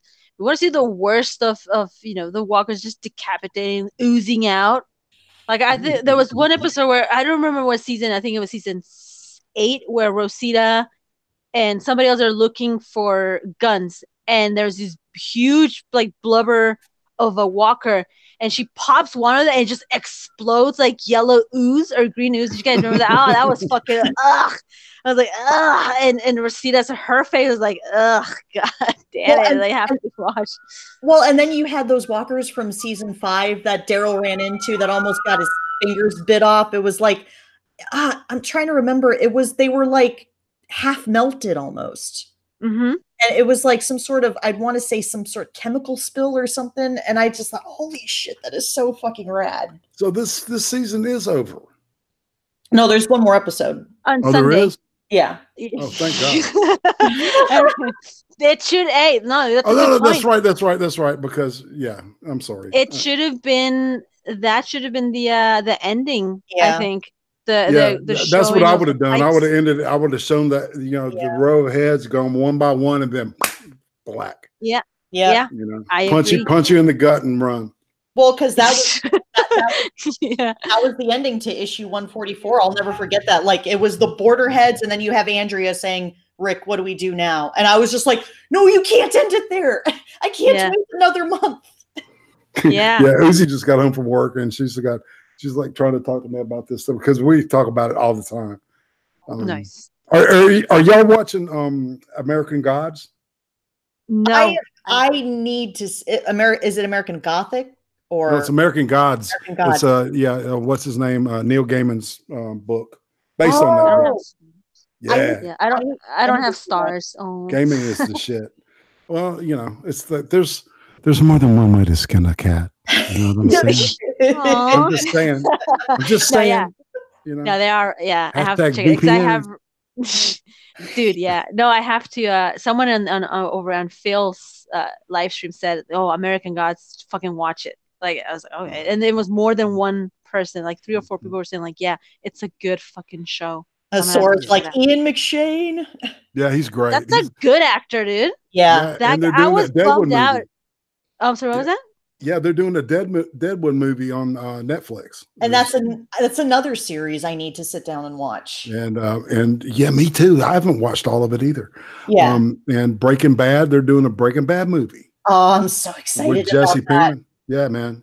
So there's good stuff. I think we're really fortunate to be alive in this time when we went through 10 years of fucking reality television. Yeah. To a point of where we got suicidal, and now we're being just drowned in this fucking awesome art. Yeah. Yeah. So yeah, I bitch about The Walking Dead, but man, when it debuted, it fucking blew my brains out.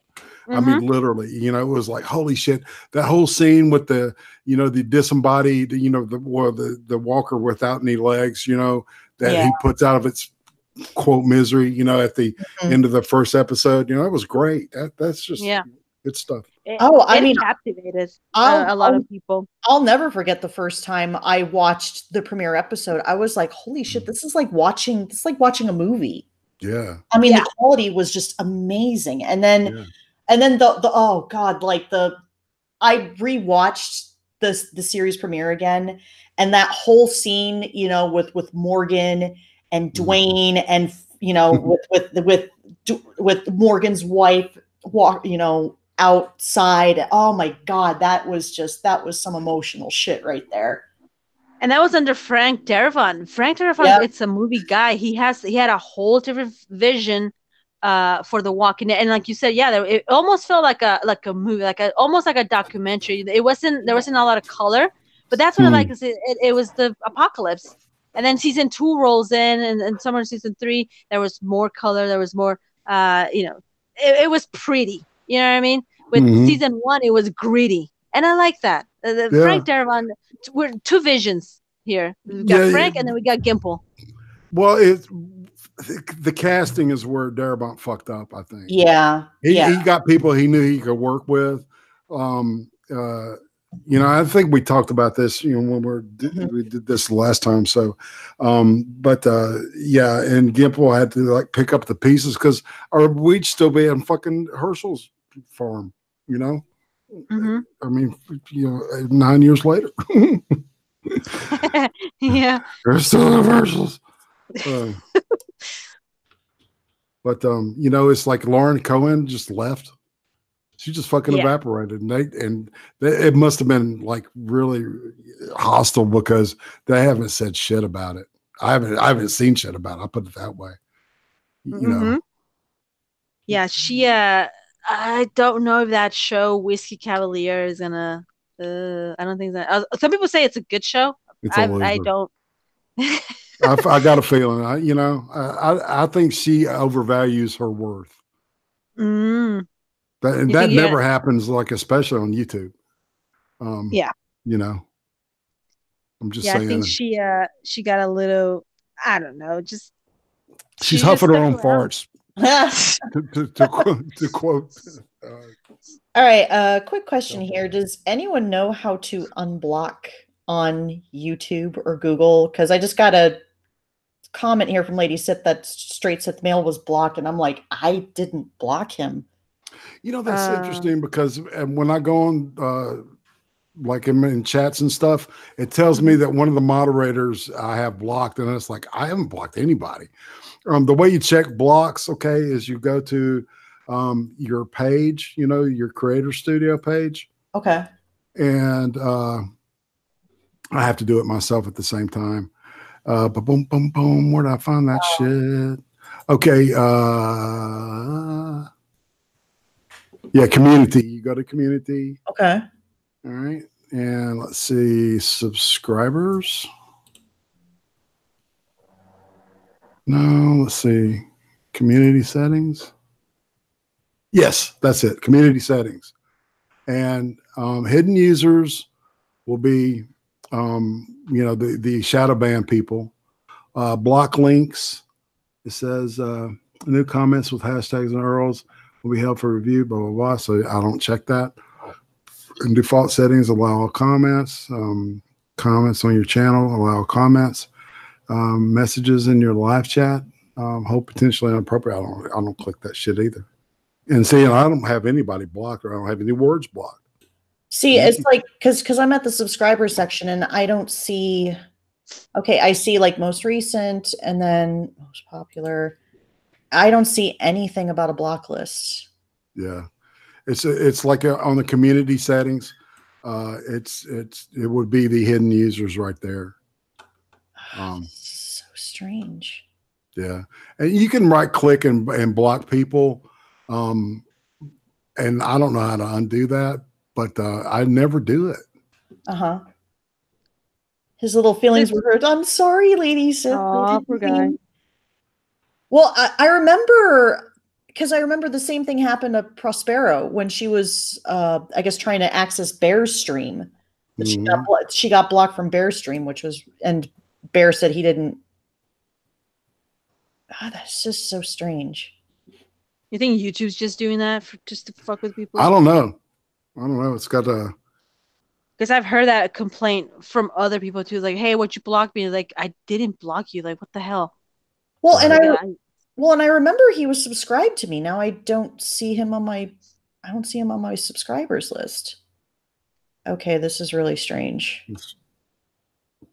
Well, YouTube's also been deleting people's comments, so I wouldn't be surprised they probably fuck them somewhere in there. God, it's just so strange. Well, anyways, I will figure this out somehow. But I guess, Lady Sith, if you get a hold of Straight Sith Mail, tell him I did not block him. I don't know what happened, and I apologize. Well, check your logic. Says it was says guys, it was my fault. It was an accident. One of your mods or something. I don't know.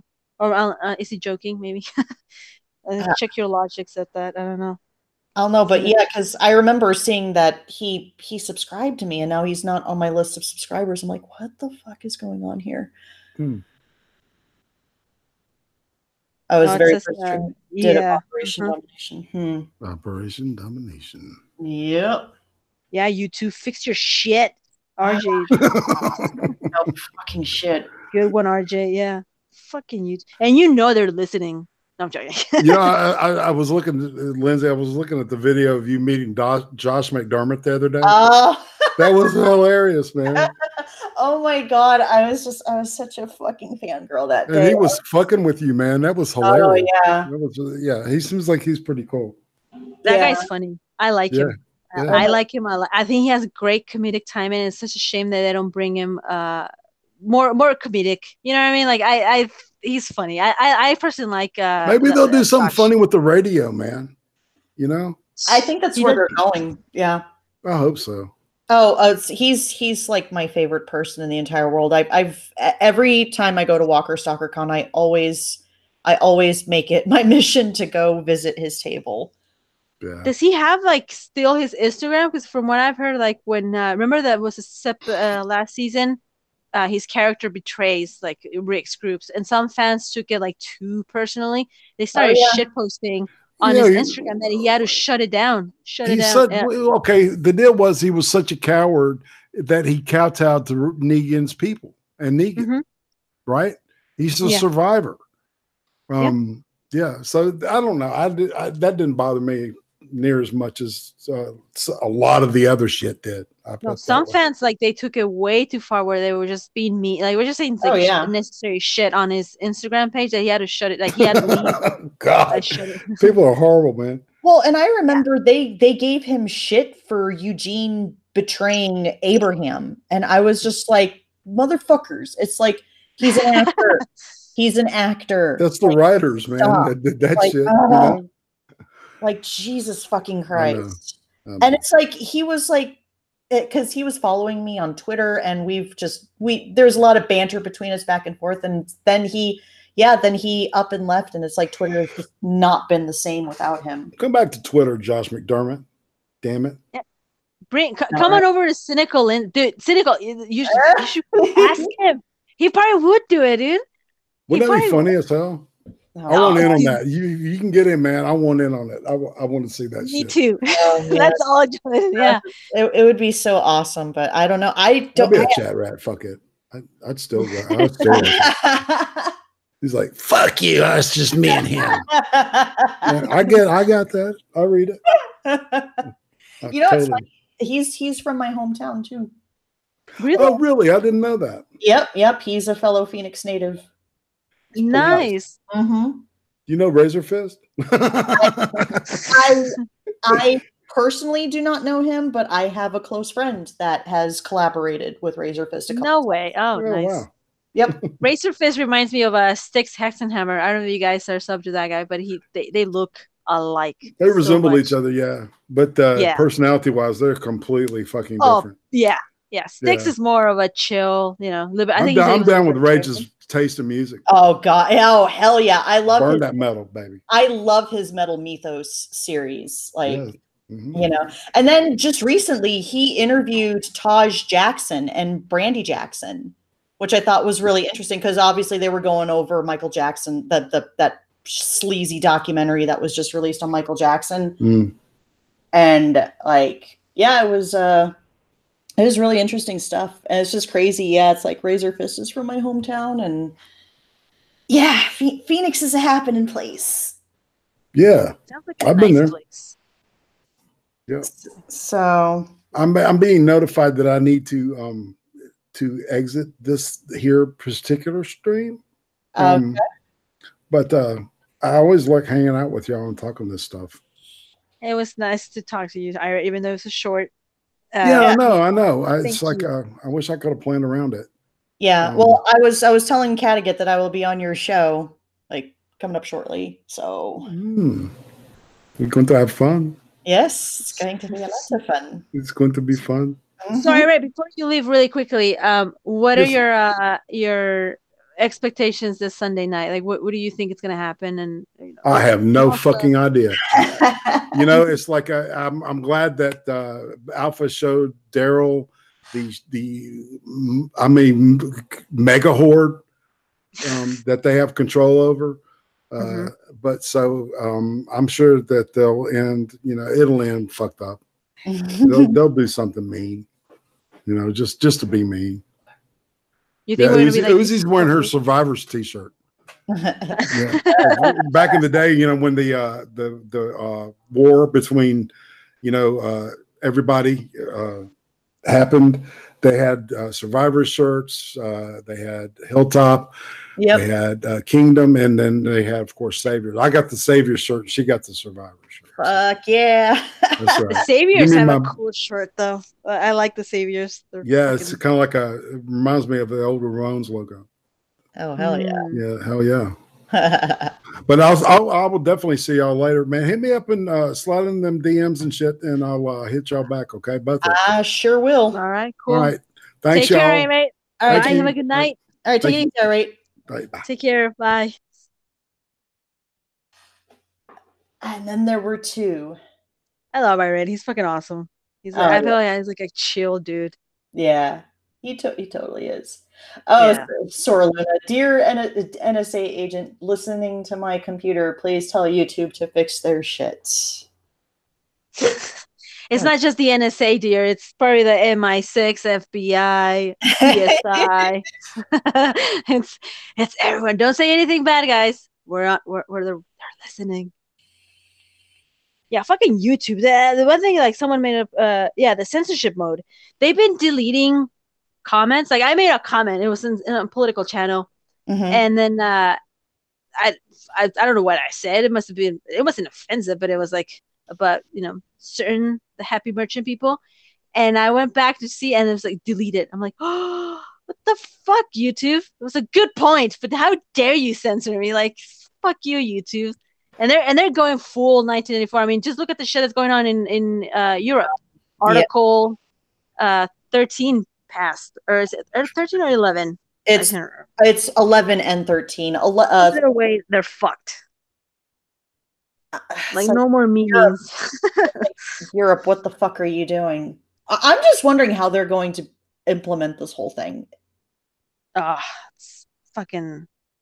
That's sad. Like, and people joked around like, oh hey, I guess in Europe you're gonna need a license to jerk off, and now you do. That was like a meme going around the internet, and it's now. I think April 1st. It's when it's gonna kick in.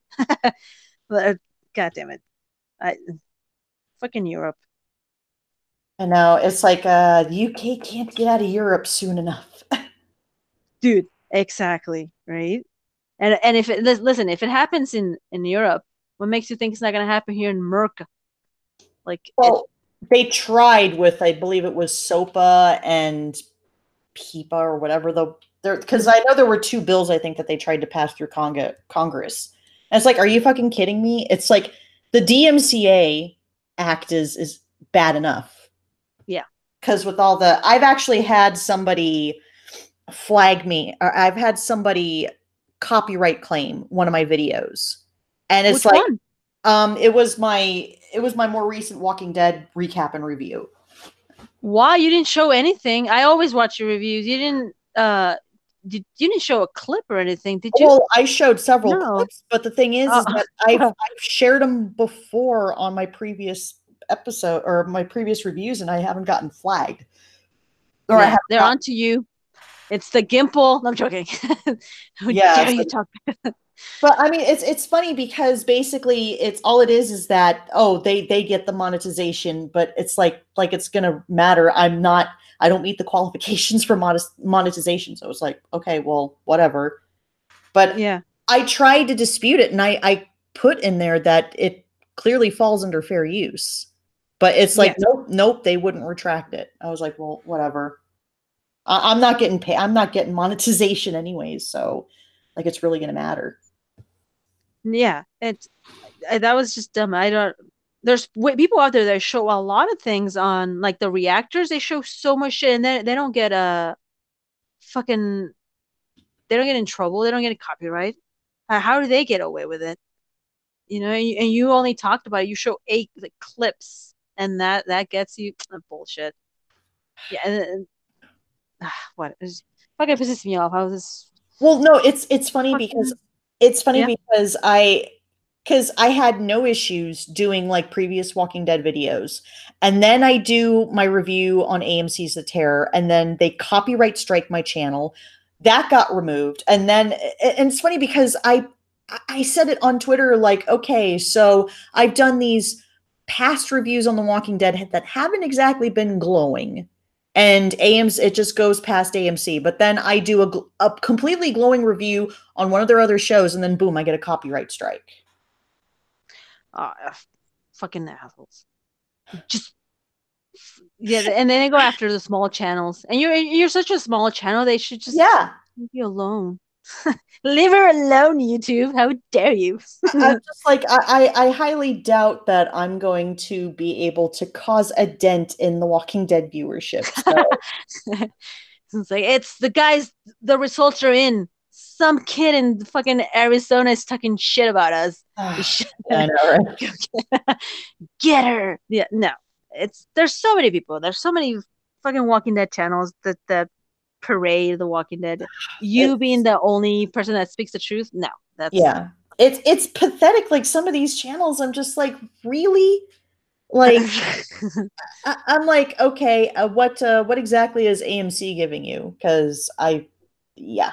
I mean, and I hate saying that too, because I don't want to piss on fans because I'm sure there are fans that are legit enjoying the show, and that's perfectly okay. You're well within your right, but it's like but then you have those people that just they get so downright defensive whenever you say anything negative, and it's like come on, you guys. It's like I just want the show to be better.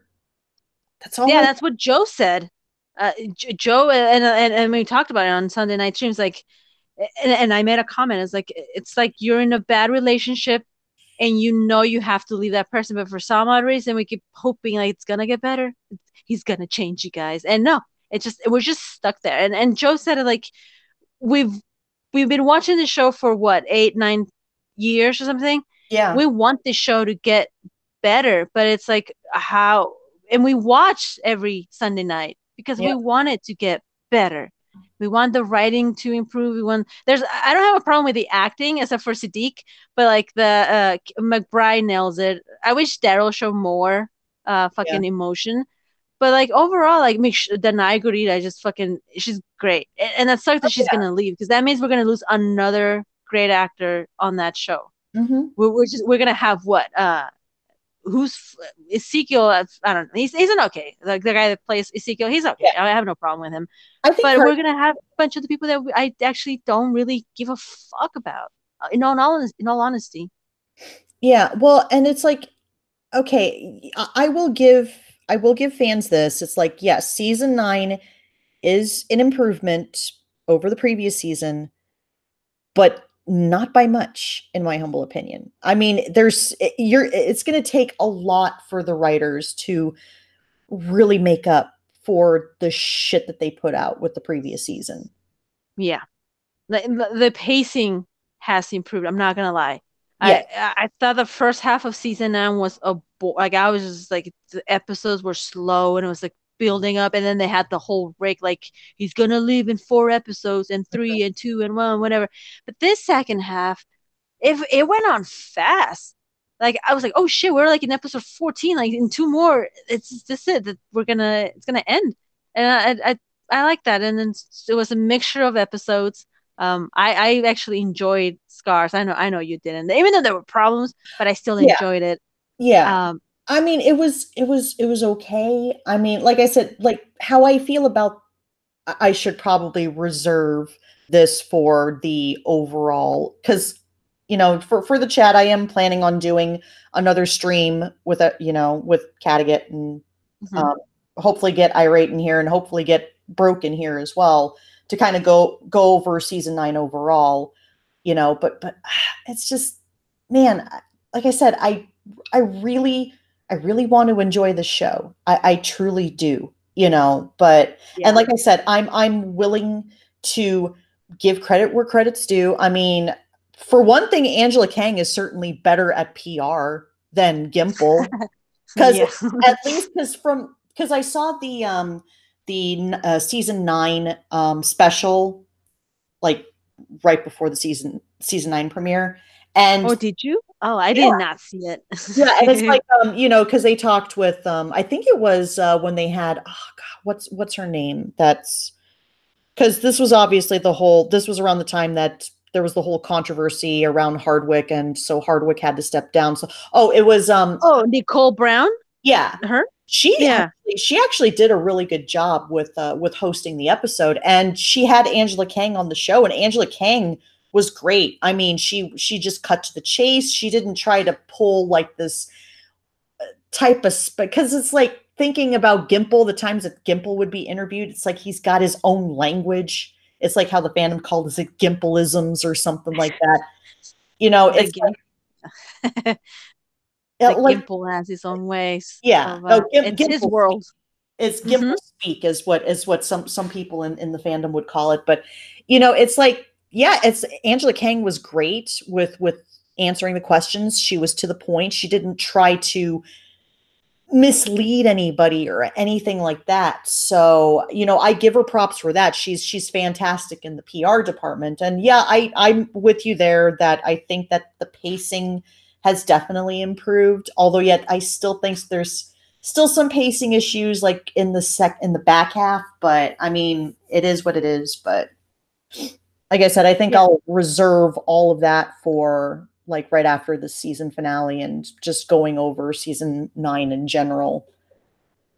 Yeah, me too. I'm like I always set the bar really really low for The Walking Dead.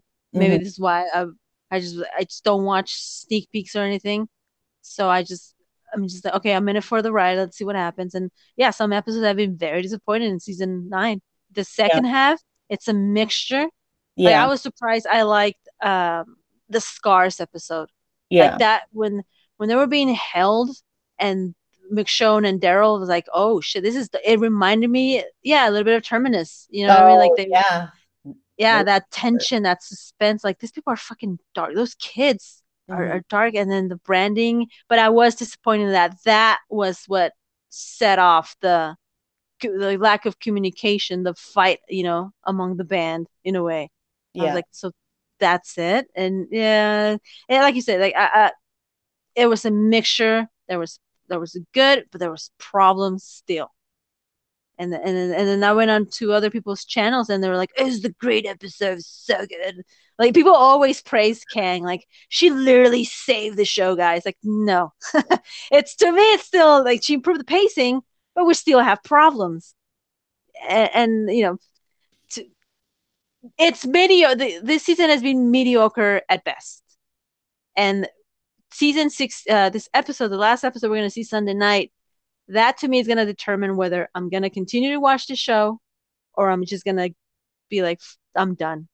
Like that's it. How far are they gonna stretch the Whisperers War? And who is there gonna be another villain mid season 10? We're probably gonna get like another full season of the Whispers, like exactly what we did with the Saviors.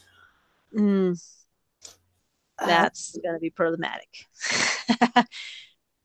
hey, Santovia's in the chat. Hey, girl, Hey, Santovia. Hey. we love you. But Uh, and I'm just yeah, but I think that's episode 15 was probably the best thus far. the Santovia. Angela Kang is a genius. She is the best writer ever. Santovia is a huge Kang fan. She loves her.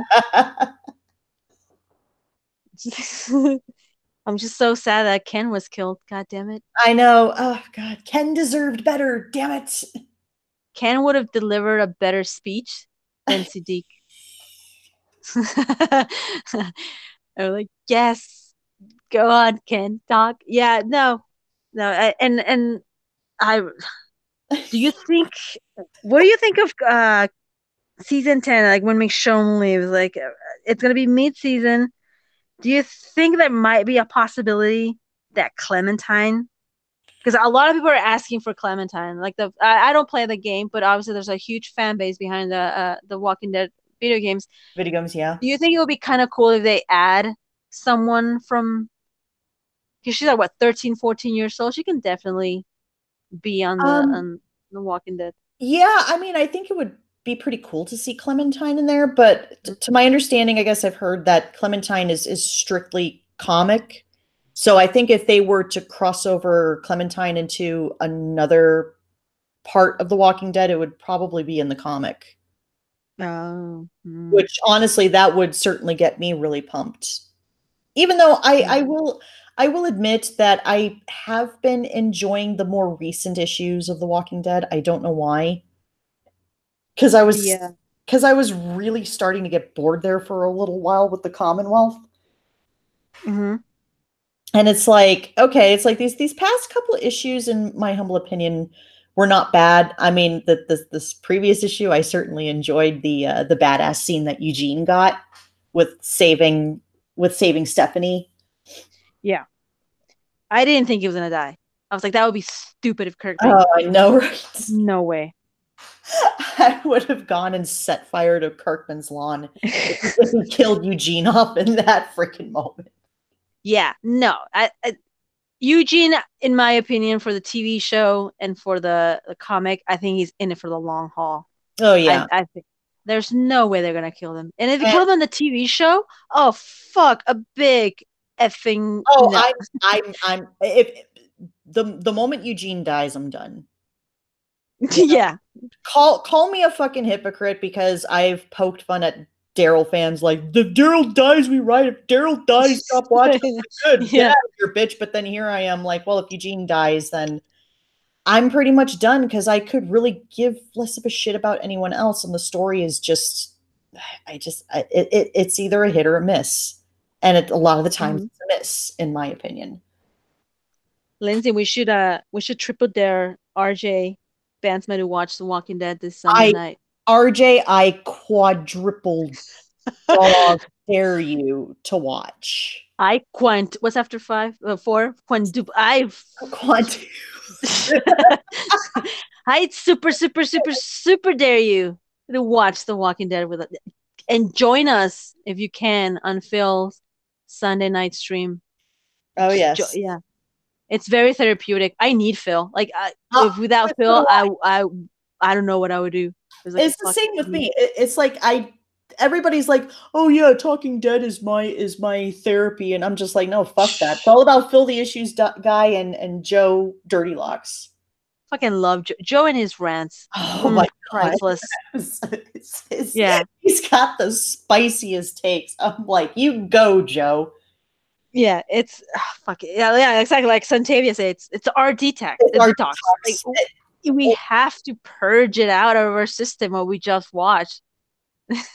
Like together as a fucking family. I don't care. It was like, yeah. I feel like with you guys, and that's including Phil, Joe, the motherfucking chat, and even here, like I can freely, openly talk about and give it a concise criticism. Because if you go to other channels like Map, Trev, Movie Idol, 99 Gaming, etc., they will rip you apart. They'll be like, what the fuck are you watching it then? And it's like, well, I'm sorry, I can't give criticism to a show that was once really good and I want it to be better. Therefore, I critique. Like, you can't do that in other channels. Yeah, and here we need Phil and you. It's just really sad. I mean, don't get me wrong. It's like I obviously love the shit out of Phil, you know, but it sucks that there are not more people out there like him who are willing to be open and be critical of the show. It's like, no, The Walking Dead is the best show ever, and if you say anything bad about it, you are a fucking hater. Yeah. Oh my God. Another channels they call you like the hippie faggot blah blah blah. I'm like, what that has nothing to do with it. What the hell, guys? And I've had back and forth with the Walking Dead dick writers. Like it's fun to me. It's like therapeutic, but at the same time, you just see the how they're so fanboyish. They can't see logic, and they can't see like I'm not shit on it just for shits and giggles. I'm actually criticizing the show because there are flaws in it. So, it's like it made me think too. I don't know if you have ever seen Odin's movie blog on YouTube. No.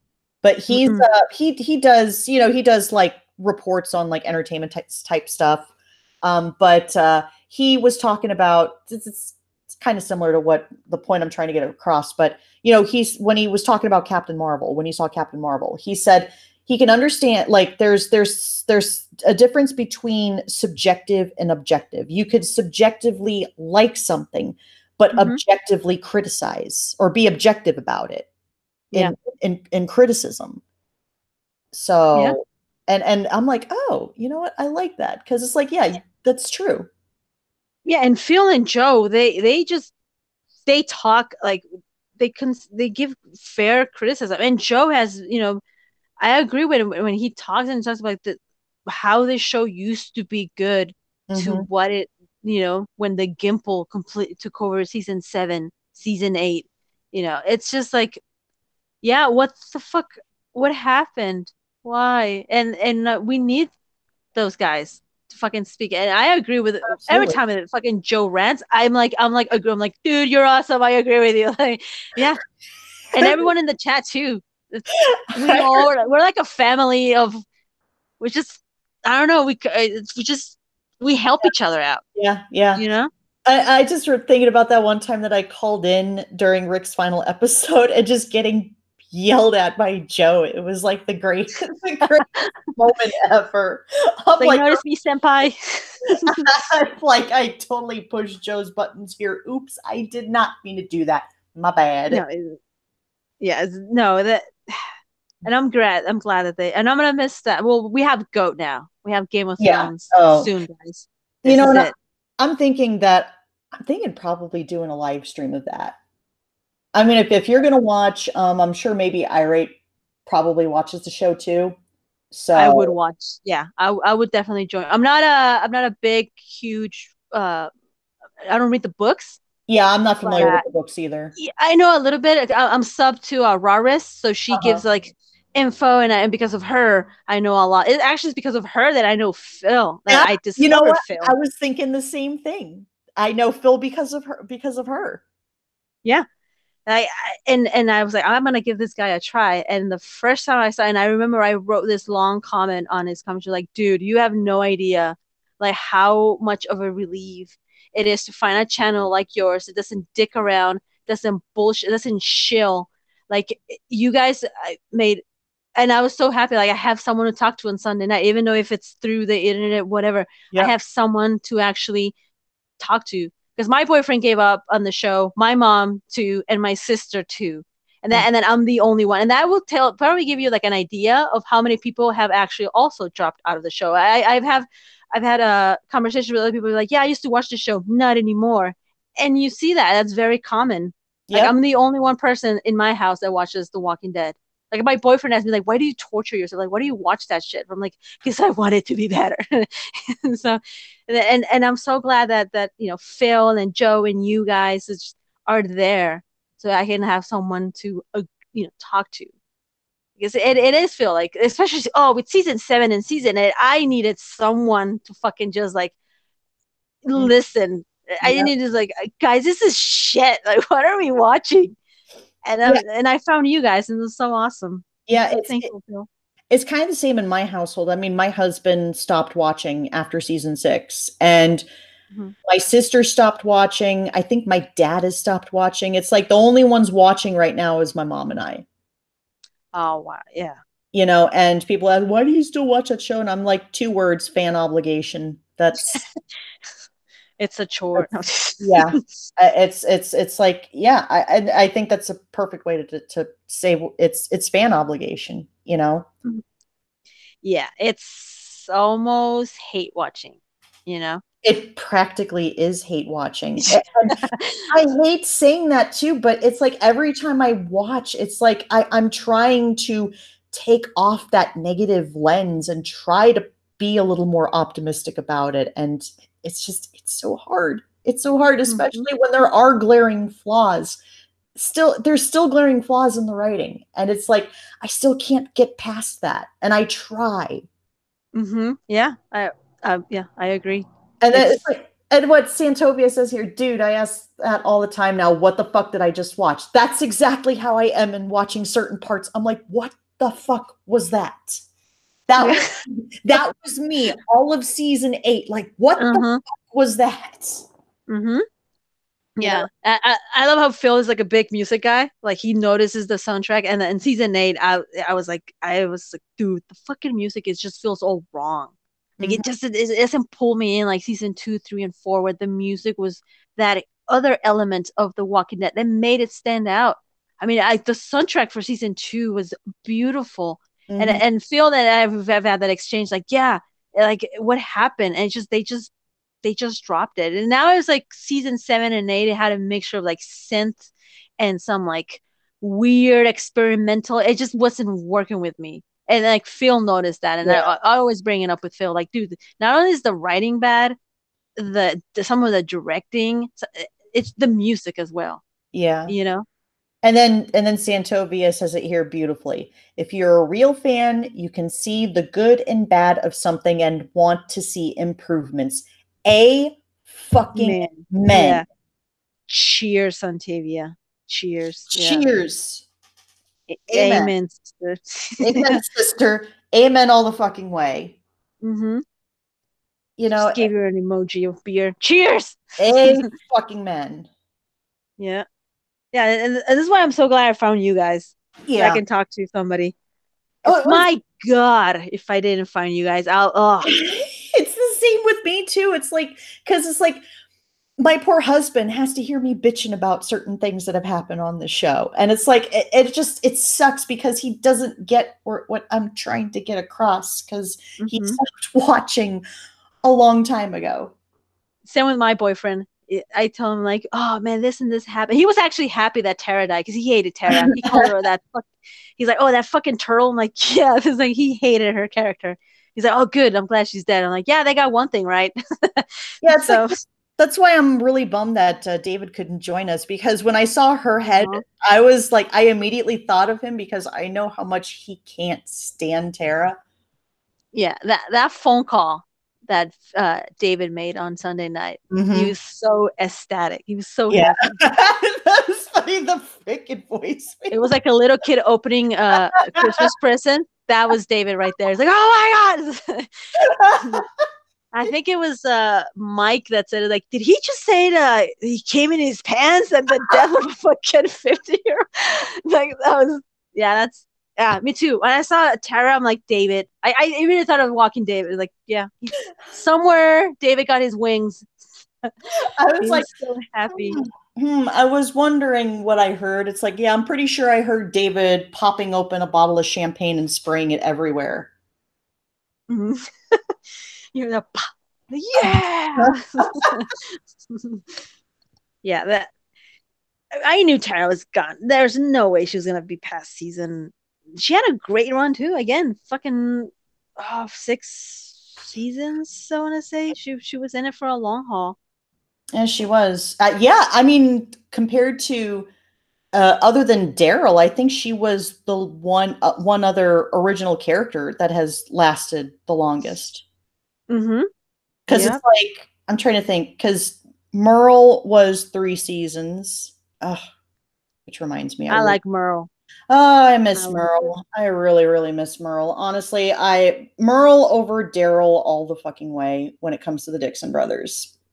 I like the he knew he was an asshole, but he told you too that he was an asshole. Like, he didn't hide it. He's like, I'm an asshole, just so you can know, okay?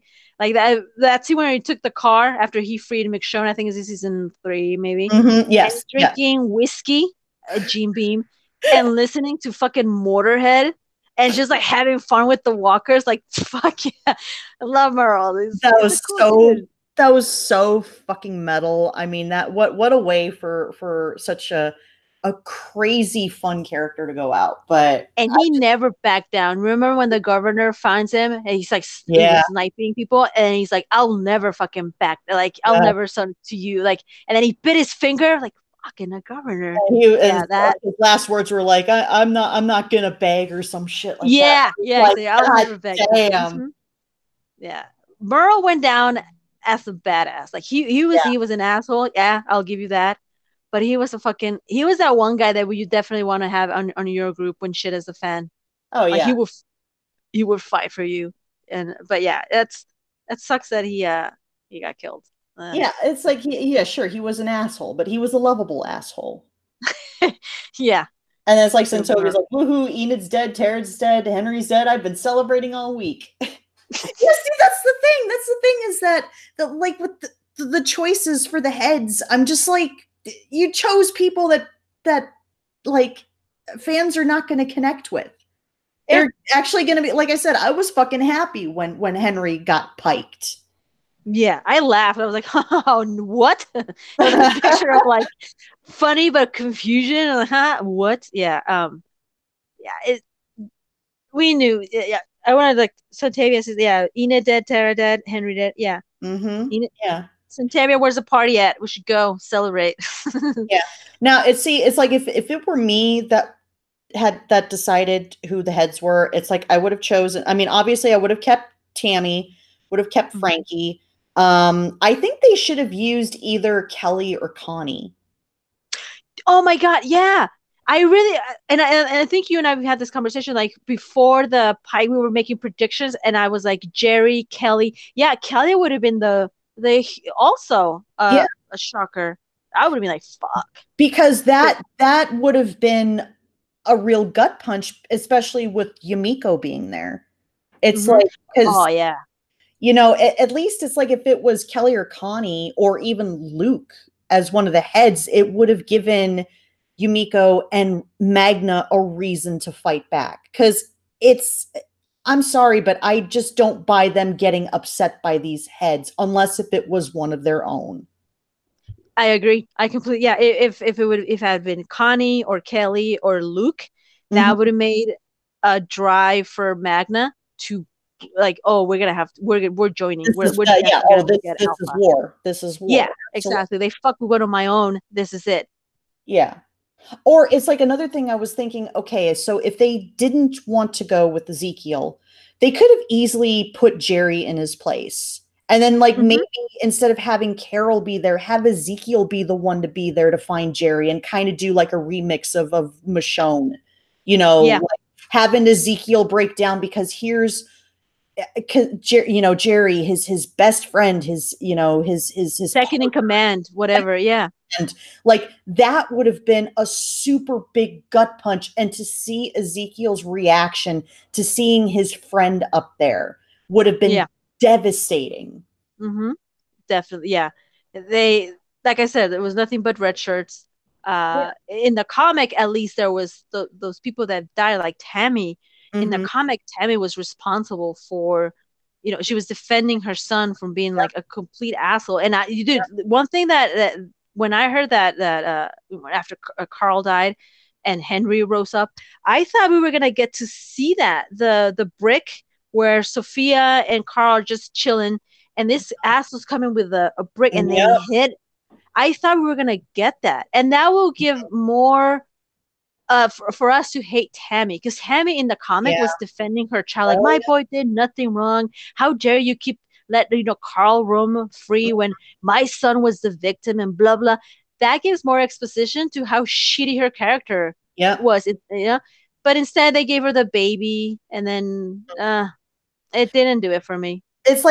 It's like they were trying to make her a likable character so that we would feel bad to seeing her head on the pike. But I don't They know. failed. They failed with me. I I felt agree. nothing for those people. Nothing. Well, and that's why I've made it a point to say this is the reason why they shouldn't have killed Karl off. They should have just done that whole story with having Tammy's sons like bully Enid and then having Karl like bash one of them in the head with a shovel and and have Hmm. have that kick off and then bring Tammy in, and Yeah. it would have worked so much better. And it's like I've seen people tell me, it's like stop comparing the two, and it's like I'm sorry, but if they're going to continue to adapt from the source material, yeah, there are going to be comparisons, and I'm going to say Yeah. which one is better. Yep. Yep. I agree. Like You know? it's Grace on the I was gonna call it Grace on the Fire. Brett Butler. She's a great. She's great. She's a good actress. Yeah, It sucks they didn't give her enough to work with. You know. She had an exchange with Maggie, and that was it. pretty much. And so, yeah, it's. I mean, again, the Pike scene, that was Kang's. That was her chance to clean house, Yeah, and they didn't.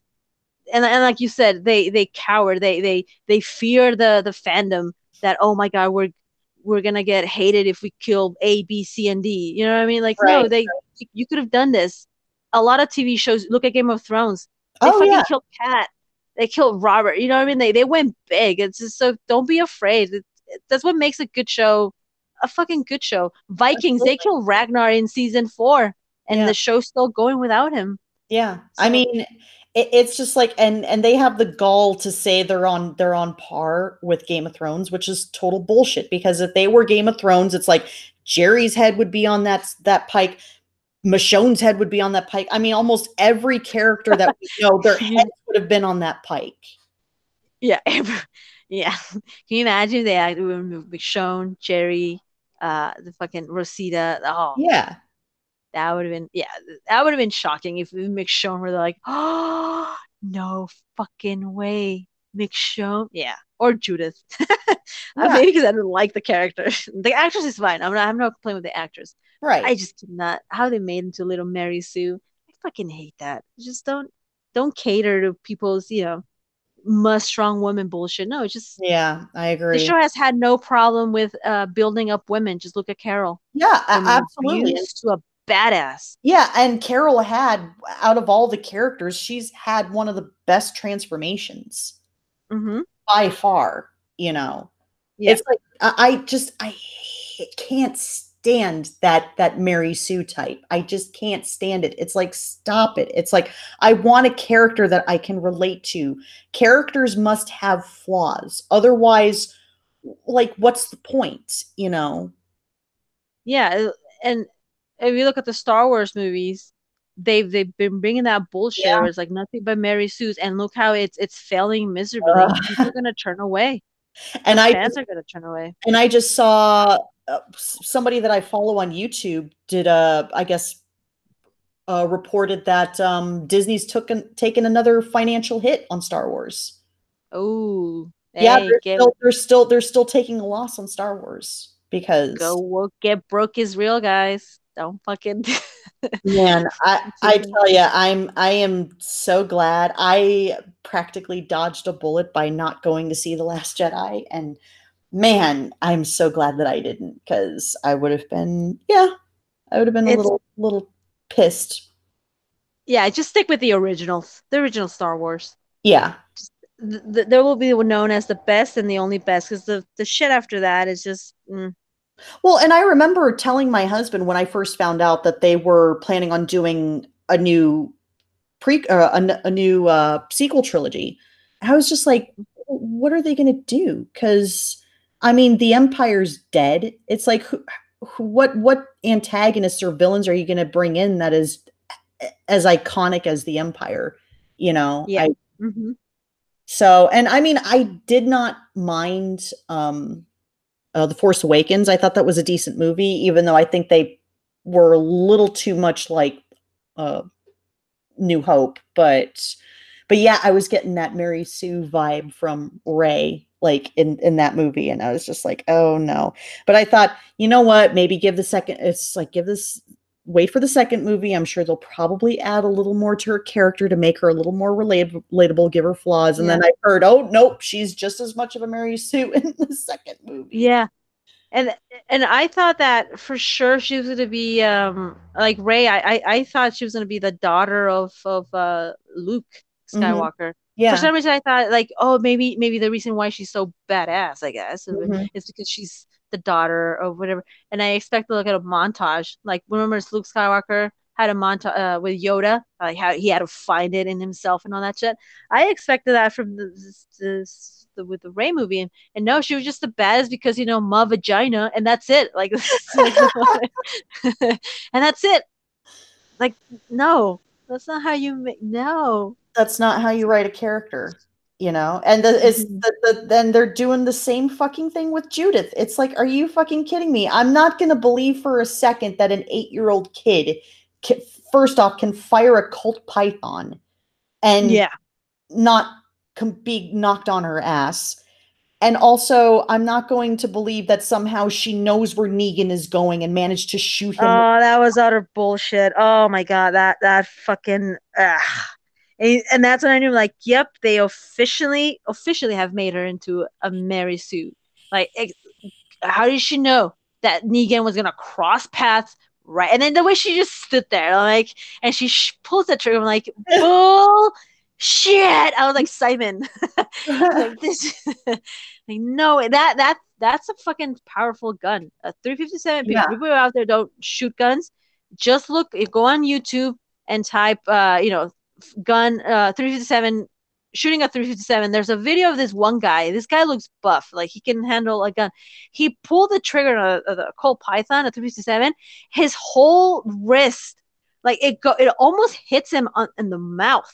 Wow. And it flies off of him, and he kind of like ducks. The gun just flies off it. That's a powerful fucking gun. A little 8-year-old girl with no muscle mass. Yeah. With weak are you serious? All right, come on. That's no. Maybe for other fans it would work. Like, I mean, she's a badass. But for other people that have some reasoning and logic, that is bullshit. Sorry, I know we're gonna rant, but that just pissed me off. Like, damn it.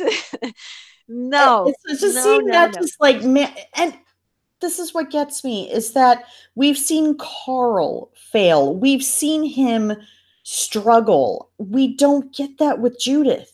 Like, there's a reason why Carl, people can say whatever they want about Carl, but it's like, come on, that kid has been through a lot. Yeah. Mm-hmm. And meanwhile, here's Judith, little Miss Mary Sue, of the zombie apocalypse. Like, oh my God, it's like, she's the best character ever. She can't do no wrong. She can easily take out a bunch of zombies or a bunch of walkers with a Colt Python. Yeah. Oh, from 200 yards away. Oh, come on. That's how she met Magna's group. That was BS. It's like, hey guys. And then, bah, bah, bah, bah, bah. She pops like 8. I'm like, oh, BS. Nuh-uh. No. And that's when I started to hate her character. Yep. Well, it's like, and then she puts on her hat, like James Bond, like Judith Grimes. Like, oh God, that was so fucking cringe. That was cringe Grimes. That was just, ugh.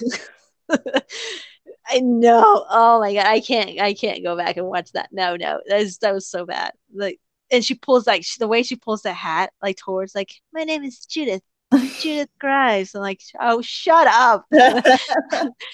That gun is heavy. It should have pulled her forwards. The moment she put that gun in her holster, like, oh God, I'm falling. Like, that would have been funny. My name is Judith. Oh my God, I'm falling. Yeah. But no, they had her be like stand up like a fucking badass. Like, hey, yeah, whatever. Yeah. Yeah, exactly. Like, RJ, get that snake away. And then Santovia says, when they were on the road, the women in Rick's group were badasses. Look at how they did the termites in Gabe's church. Fucking win. Mm-hmm. Yep. Well, it's like, first in No Sanctuary, you had Carol pulling out her gun and shooting in. I can't remember if it was some sort of tank that she shot at that caused that explosion. Yeah. And then you had Sasha going to fucking town on one of the termites in Fort Walton. Fuck yeah. That was so fucking badass. Yeah. And that's what made this show so special. Like, they had no problems writing good, building up the characters from scratch from zeros into heroes. Look, Carol, Maggie, fucking even Tara, we can put her in there. Like, they had no problem with that. Sasha, you know what? I didn't like how Sasha went away. Like a suicide, like the way they wrote her off, like in a suicide. Are you fucking kidding me? A suicide? Yeah. It's like, I was so annoyed by that. It's like, just when I was when Sasha was really starting to grow on me, it's like that happens. I'm like, are you fucking kidding me? I mean, yes, I know that Sneakle Martin Green got hired for the new Star Trek show, but still, it's just like, that's how she goes out. Okay, but yeah, I was hoping that they were gonna show how she got captured. Remember when she's like, Rosita, you go, I'm gonna go handle that. It would have been cool, like how she got. She goes into the warehouse and she starts to take it, and then all of a sudden, boom, everyone just fucking tackles her down. That would have been cool. Like, okay, that gives me, we see it. But instead, she was like in a jail cell, I think, or in that room where Daryl was. And then she almost got raped by Rapey Davy and stuff like that. And that's and then she takes a suicide pill, and that was it. I'm like, oh, that's such a, and I liked her character. I'm not gonna lie, I really liked her. At first I didn't, but that way they were building up her character, I'm like, she's a cool chick. And I Well, was disappointed that suicide is it's her character's end. yeah, well, and Whatever. I would have been perfectly okay with her taking Comic Michonne's story. I think that actually, oh man, that actually would have been awesome to say if Sasha did live and she hooked up with Ezekiel and then have her be the one to reenact that scene of Michonne finding Ezekiel's head. Like, because I Yeah, think Sonequa Martin Green could have definitely pulled off that range, like have that emotional moment and it just be absolutely gut wrenching. And plus, we know, Sasha has been in love before. She was with Bob. She lost Bob. And then I can understand how she wouldn't want to open herself up, and then she loses Abraham. And yeah, then, I could imagine like she just doesn't want to open herself up to anybody. And then she meets Ezekiel and Ezekiel makes everything better. And then all of a sudden, I mean, I know it would probably be repeating it, but then she loses Ezekiel and it would have been. yeah. That sounds like a good mix up. Since they love to remix the comics, Sasha being the one that falls in love with King Ezekiel. Yeah, Yeah. I would definitely love that. Yeah. Oh, And have McShone just with Reagan. Yeah, that's a good idea. Yeah, too yeah. bad that she got casted somewhere else, and Yeah. I felt like they rushed her death. Like Mhm. it's just like, oh, she got cast somewhere else. Oh, I guess we got to kill her off now. Yeah, and honestly, I think that they killed off Abraham way too soon. I mean, he would have been the perfect death for All Out War, for sure, because he should have died a soldier. Oh yeah, mm-hmm. Yeah, him. Oh man, I don't know. And here's the thing: like, if let's say that the Ave dies, like if instead of him died, it would be cool if we had a little background of him on Fear. Like when people say the crossover was gonna happen, I was like, oh, I Yeah. hope it's Ave. Abe would have made a lot of sense, and then I went with Morgan, and that fucking let me down. Like I wanted to know more about Abe. Like, Abe was a cool dude, Yeah. and I always, like you said, as a soldier, he should have died. Just him sacrificing himself for the greater good of Alexandria. That would have been, really good. But I mean, I'm not complaining that. I mean, the cliffhanger, the deaths were spoiled over. People figured out who it was. So Yeah. when we finally watched it, it was like they had to build up the tension once again, and then when they gave us that, it was like, oh Mhm. fuck, like it just didn't sit well with me. Yeah. Glenn had to happen because of the comic. Oh, I absolutely. have no problem. And I've But seen, Abe, I've seen so many people lose their shit over Glenn's death, and it's like, to me, I hate to say that term, but to say that, you're not a true fan if you can't handle major character deaths. It's like there's a no. reason Glenn died. The whole point of Glenn dying was to have that gut punch that, that because Rick messed with Negan's group. So obviously now Negan needs to take something from Rick and Mm-hmm. it be Glenn's life, and that is what pushes Maggie forward. Yeah. If Daryl had kept his fucking mouth shut, Glenn wouldn't have. Well, People were debating that, and people were like, and I was like, yeah, I kind of agree. Like, if Daryl, would keep his fucking, because that night Negan was gonna kill one person. You know what I mean? Abe. It was a eeny, meeny, miny, mo. Abe gets it. But then Daryl reacted the way that he did, and with Negan, it's like, oh, you just disrespected me. That's not gonna fly, kid. And then takes Glenn out. Like, yeah. if Daryl had just control his fucking emotions, maybe Glenn would have still been Well, alive. But and that's what really pissed me off about that episode, because it's like now I'm like so salty over Glenn's death because Glenn literally died for the writers to shoehorn Daryl into his own story arc. exactly. Yep, you got it. You That. know, and I wish that episode would have just played out how it did in issue 100 and have Glenn be the one to be chosen by Lucille. Mm-hmm. And then save Abraham for, say, he could have been the one to take Nicholas's death in the comic. Oh yeah, I hated that fucker, Nicholas. Yeah. Yeah. Pissed me off. Glenn gave him too much chances. Like, dude, he tried to kill you. He shot you. He's trying to kill you. You should fucking kill them too. But whatever. They made him into like, I'm gonna give people a second chance. Like Glenn was kind of like being like Morgan. Like Right. people change. Like not in the apocalypse, dude. People, you will see the worst out of people when Yeah. shit is a fan. When your neighbors realize that they can't feed their children, they're gonna come after you. Mm-hmm. Like that's a reality. I'm not, it's your neighbors are not gonna become friendly when they realize they can't feed their fucking family. They're gonna come after you and your shit. So Yeah. get ready, guys. I'm kidding.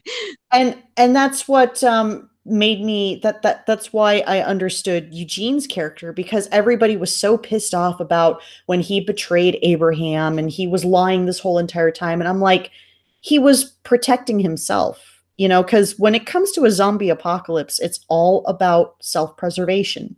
You're Yep, going to exactly. you're going to do whatever it takes to survive. And there are some people like Eugene that don't have the physical strength to, survive out there. So you're gonna go by other means. Yeah, Eugene just went with the better odds. Like, who am I gonna survive with? Hmm. Negan or Rick? What am I gonna do? Am I gonna contribute? Am I gonna be a follower or am I gonna be a leader? And Eugene kind of made that I can be a leader and Yep. I'm gonna have people follow me if I follow Negan's path. If I go to Rick, I'm just gonna be a follower. Like my talents are not gonna be appreciated. And this Yep. is why I think he's a smart guy. I think this is why, and I don't blame him for him choosing to go to Negan because at least with Yeah. Negan he was heard. With Yep. Rick, he would have been another, whatever guy. Yeah. I Absolutely. don't blame Gene for doing that. I really don't. And it pissed me out. People, it's like some fans like the fact that they took it so far that the actor Josh had Yep. to shut down his Instagram and Twitter because people were, being complete assholes. Like, nah, dude. Like that's fucked. Like separate the actor from the character, guys. It's not that difficult. But we Well, are dealing with children, so.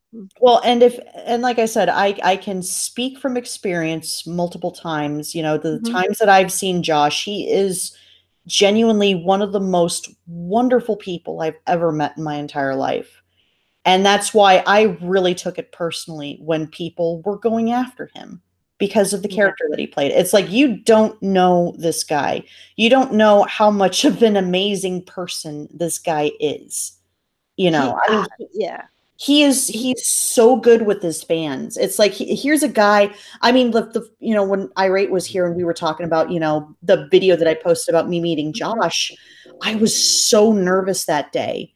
And he Oh, I just bet. completely, and he just completely put me at ease. Yeah. He He's funny. Oh I, God, yeah. he's very funny.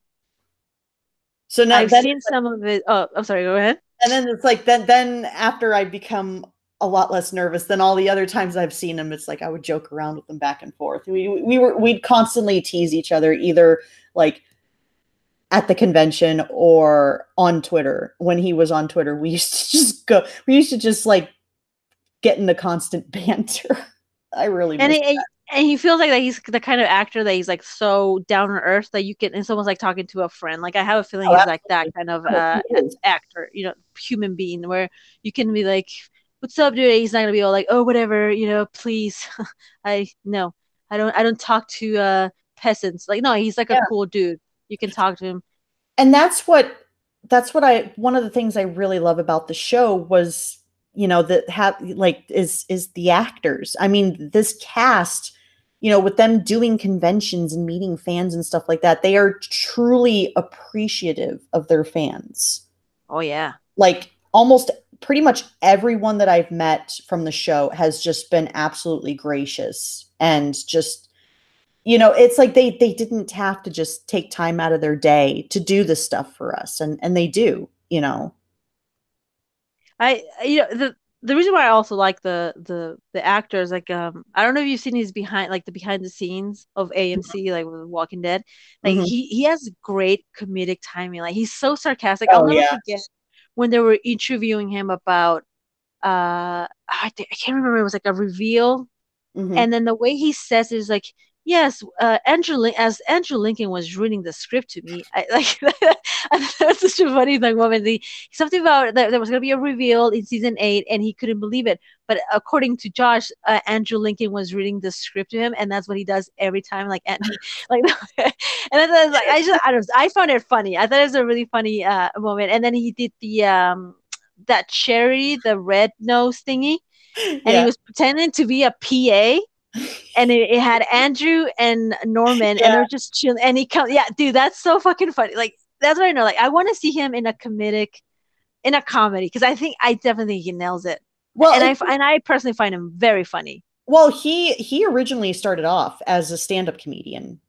Oh, did he? Oh, I didn't know that. Yeah, that's really how he broke into the business. Actually, I think they probably still have it. They have, because once when he came onto the show, I'm like, okay, I have to look into this guy. It's like, oh, first stage of the fangirl mode, first Mhm. level of fangirling. It's like, oh God, I have to research this guy.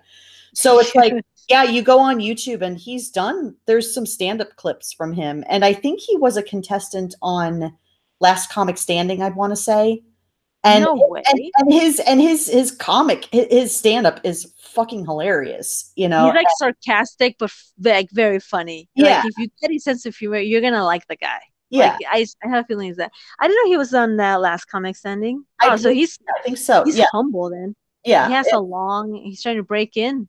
He's Yeah. trying to be good for him. I'm happy for his success. I hope he's in it for the long haul. Well, and I want to see him in more stuff because not only is he a very gifted comedian, but he's a very talented actor too. In fact, there was a movie that he did prior to filming, prior to his introduction on The Walking Dead. This movie called Life in Color that he did with I guess like a business friend. But I think you can find it still on Amazon Prime. It's a really good movie. It's like a dramedy in a way. It's comical, but it's also got some very serious tone. It's a bit of a serious tone to it. And yeah, in that movie, it's like he has a whole lot of range in this movie. He definitely goes outside of that because in The Walking Dead, when he's just as Eugene, he's kind of limited in terms of like what he can deliver, in portrayal. And then in this movie, he just goes all over the place, and he's just absolutely amazing. Yeah, the him and Michael Cutlets when they were out there doing like panels, those two would feed off each other great. Like they were so great together. I used to I remember watching a panel, and it was Michael Cutlets and Josh, and one fan, like, I think Michael Cutlets is giving like a heart to heart on how he got started or whatever, and this one fan just gets up, like, I guess he wanted to go to the bathroom somewhere, and then Josh is like, "Excuse me, sit out. My man here is trying to like." I fucking, like, the whole crowd laughed, and the guy kind of turned around, like, "Oh, sorry," like, but then it was joking. I mean, Josh was joking; he didn't mean it. And then Michael goes like, "Damn right. How dare you walk away as I'm giving a hard time?" Those two would feed off each other great. Like, and I think they became like really good friends too. Oh yeah, behind the scenes, Michael Cullis and Josh. But we lost Michael, and that was it. And it sucks because I loved the dynamic between Abraham and Eugene. It's like you can tell that there was some massive chemistry between Cudlitz and Josh. It just like it just oozed off of them. It's like there's just so much chemistry between them, and just seeing the interviews like that they would conduct with each other, like in the like on panels and stuff like that. Yeah. Oh my God, hilarious. Like, I would only watch Talking Dead when Josh was in it. Yeah. I knew he was going to bring a comedy, and it never disappointed. That's the only reason I would watch Talking Dead, because he was, when I knew he was in it, I'm like, oh, okay, I'm going to DVR this. Because I thought the guy's funny. Yeah. Like I said, I like the actor's fucking great comedic timing. I fucking like that guy. Yeah. Yeah. So I think I'm going to wrap this up in another 10 minutes. So I guess if anyone in the chat has any questions Ask or away, comments guys. they would like, go ahead and fire away. So I think what I'll do is I'll go through chat here, and I see that Sora said, I wish the Star Wars movies would go forward a couple of centuries and focus on new characters away from the Skywalkers. Maybe the rediscovery of the Force. I want space battles and pod racing. Yes, that's a good. I totally agree right there. Like I said, it's just I don't know. Like I said, I can't think of like a villain that is nearly as iconic as the Empire. Especially with Darth Vader, but. Yeah. I mean, not to say they can't pull it off. No, I mean, whatever. It's just, it is what it is. Hey, have you ever seen Dune? Or have you read the book Dune? I have not. Oh, okay. I've heard of the movie that David Lynch did back in the 80s, 80s, yeah. But of course I know how disastrous that the production on that movie was. But that's pretty much all that I know about Dune. My husband's a fan of the books, I believe. Oh no, I was gonna I guess I thought you watched it. They just revealed the cast, like of the casting of it, and a lot of people are just like not happy with uh the guy that was in this movie called Say My Name or My Name or some shit like that. He's gonna play the main dude, and this actress Zendaya or something is gonna play like his princess or some shit like that. And a lot of people are not happy with the casting of Dune. They feel there's like this forced diversity shit in it. So yeah. That's not good. Yeah. Oh yeah, the Call Me by Your Name. That's Timothy. There you go. The cute guy. Yeah, he's adorable. He got casted as the main main guy. So I'm guessing he's supposed to be like Kyle MacLachlan's character, Mm-hmm. which I can definitely see because he kind of looks like him. A younger, yeah, exactly. So no, the reason I was like I was on 4chan and the cast was revealed there and people were not happy. They're like, oh fuck this. A lot of fans already shit talking. Like this is it. The now Dune, you know what I mean? Like Star Wars and now Dune. Yeah. Oh, and RJ, I know you said something about Trevor from GTA 5. It's like, yes, that actor was in The Walking Dead. Patricia, yeah, because I played GTA 5 and he was great. Yep.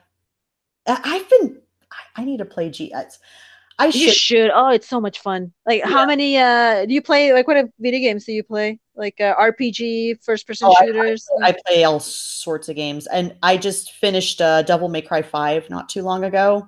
How was it? Oh, it was so much fun. Yeah. I love. I mean, I love the Devil May Cry games, but oh my god, I love Dante. He's like my first video game crush. Oh, really? Yeah. Like, oh my goodness, yeah. I've been following Dante from the very beginning. So, and I of course I loved the Resident Evil 2 remake because I'm a hardcore Resident Evil fan. Oh, nice. Mm-hmm. The rest, I don't play. Is Resident Evil just for PlayStation, right? Or is it also because I have the Xbox? No, it's for I think it's for Xbox too. It should be out for all of the platforms soon, or just no, now. Like it's available on PC, and I'm pretty sure it's available on Xbox. But definitely get that. Oh god, it's so good because I loved the original RE2, and of course, I was a little hesitant about what they were going to do with the remake, and Capcom knocked it out of the park. Oh, nice. I mean, but it's I don't know how you feel about scary games because it's a little intense sometimes. I'm not. I tried to play Doom and I just didn't. It's really? not. I didn't. It didn't do it for me. I mean, I get it. It's fucking. I always thought Doom was like for a guys. It's like shooting up and killing and running and that. I needed more of a story and stuff like that. I couldn't handle it was so dark and the fucking flashlight gives out so quickly And yeah, I guess I'm afraid I don't like horror. I don't like getting scared. I think the last game that I played that was kind of scary, but it's not a horror game. It was Half-Life episode Oh, 2, Half-Life. and Yeah. it was like that episode, like we don't go to Ravenholm. I hated that whole section. I was like at the edge of I was like, I get sweaty palms, so I was like pausing and cleaning I was like, I hate this. I don't do well in first person horror. I don't like getting scared. Yeah. I play Skyrim. I'm a huge GTA. I mean, I fucking bought the GTA Liberty City, and then Liberty, fucking Vice City, and all those games. Yeah, I'm a fan of those games. Halo, fucking, Yeah. those games. Yeah, I just finished playing Far Cry 5, not the newer one, the one that came out 2 years ago. That was actually not a bad game, but Yeah. I'm a first person gamer. I don't really like third person games. And it's like I'm kind of the polar opposite of that. I don't know. I guess maybe it's because there's so many first person shoot. It's not really, other than like first person shooter games that have that RPG element to it, like the Fallout games and Borderlands. But like one of the only first person games that I truly like it as far as current games go is Dying Light. That's a really, really fun game to play. Oh yeah, I've heard about that one. Yeah. Yeah, but I mean, it can get a little scary in some parts because I mean it's a zombie game, and there's certain sometimes you're having to play in the dark, and there's this one super zombie that only comes out at night that you can't really kill unless if you have like super modded weapons because but oh god, it's a super fun game, and they're bringing a sequel out, and I don't know if it's going to be out this year or next year, but I am super excited about that. But I'm super excited for Cyberpunk 2077. Oh, that is the game I'm looking that's gonna rule my life. Another game. It's I can't wait for that one. Yay. If it's gonna help me get over the Game of Thrones slump. After Game of Thrones ends, I think Cyberpunk, a good video game, it's gonna help me out. Oh shit, that's right, because it's supposed to be coming out in June, isn't it? Because they just announced the release date, I think. I think it was because I saw the quartering talking about that, and they said they were joking, or somewhere it was clickbait. Someone said I think that game might come out. This is my prediction: fall this year, 2019, probably around November. I think that's that's the game I'm waiting for. I'm still playing Fallout 4. I fucking love Fallout. I everything apocalyptic. I'm gonna play. Yeah. I don't know what that say about my personality, but I just fucking love playing like when shit has a fan video games. Like I've Fallout 3, Fallout 4. I played Metro. Yeah, it's just I fucking love those games. I don't know. It's just I want to play H1N1, but I think that's only available for what's it, PC. Yeah. Unfortunately. So it's like I've played quite a bit of Fallout 4. I've downloaded Fallout New Vegas, and I still have yet to get through that game. And the general consensus seems to be that New Vegas is probably the best of the Fallout games. That's what, and those are the Obsidian fans that they're like, oh, it's better than Bethesda, because Bethesda did Fallout 3 and Fallout 4. Obsidian has like a huge cult following, so those fans are always gonna be like, yeah, fuck yeah, Obsidian, with Fallout Vegas. But I personally, like, I don't know, I didn't really care for Fallout Vegas. If you like it, if people like it, that's awesome. But I love Fallout 4 because you get to build a community. You get to do all this, like, recycle this, recycle that, and I'm gonna build a home for people to join me in my settlements.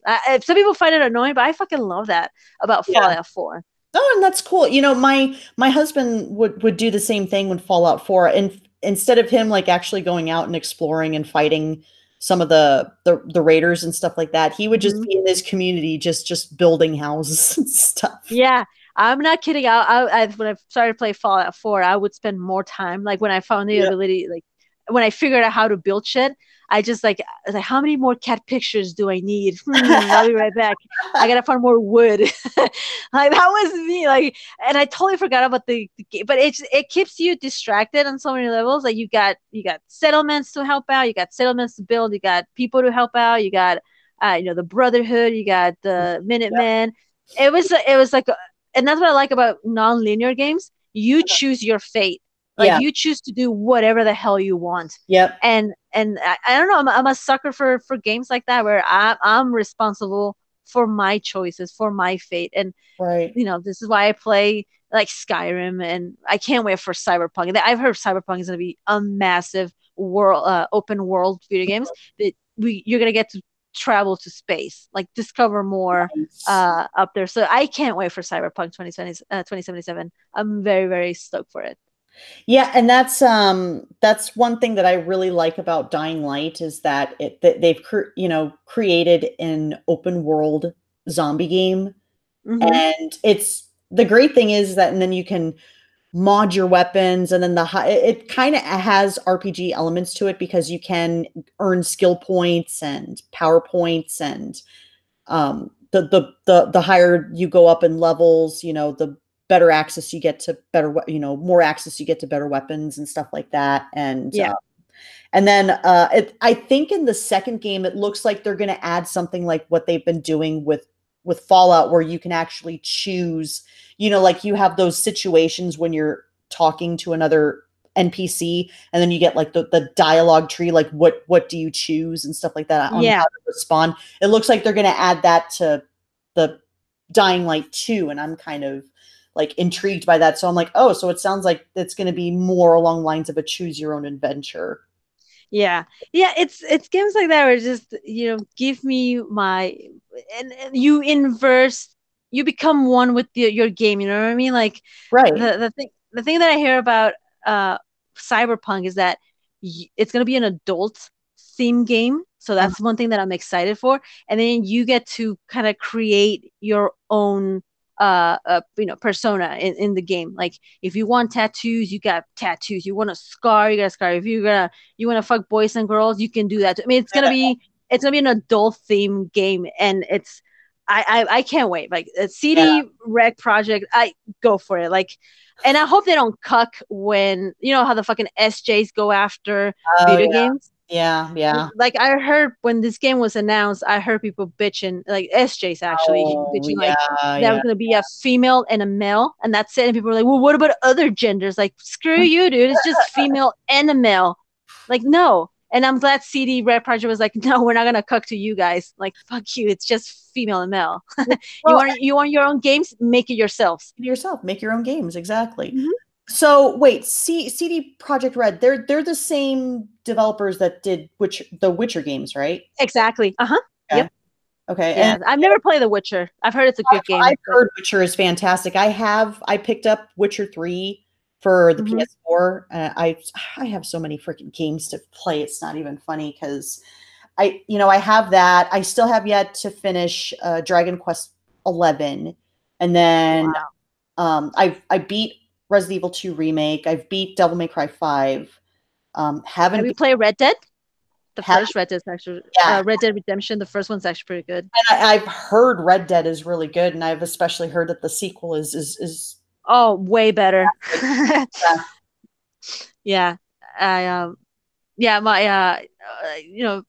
I like Red Dead Redemption, the first one. I was actually surprised. I was kind of iffy about it. Like, I don't know. It's like Grand Theft Auto on horses, really. But no, I was. I actually generally I liked it.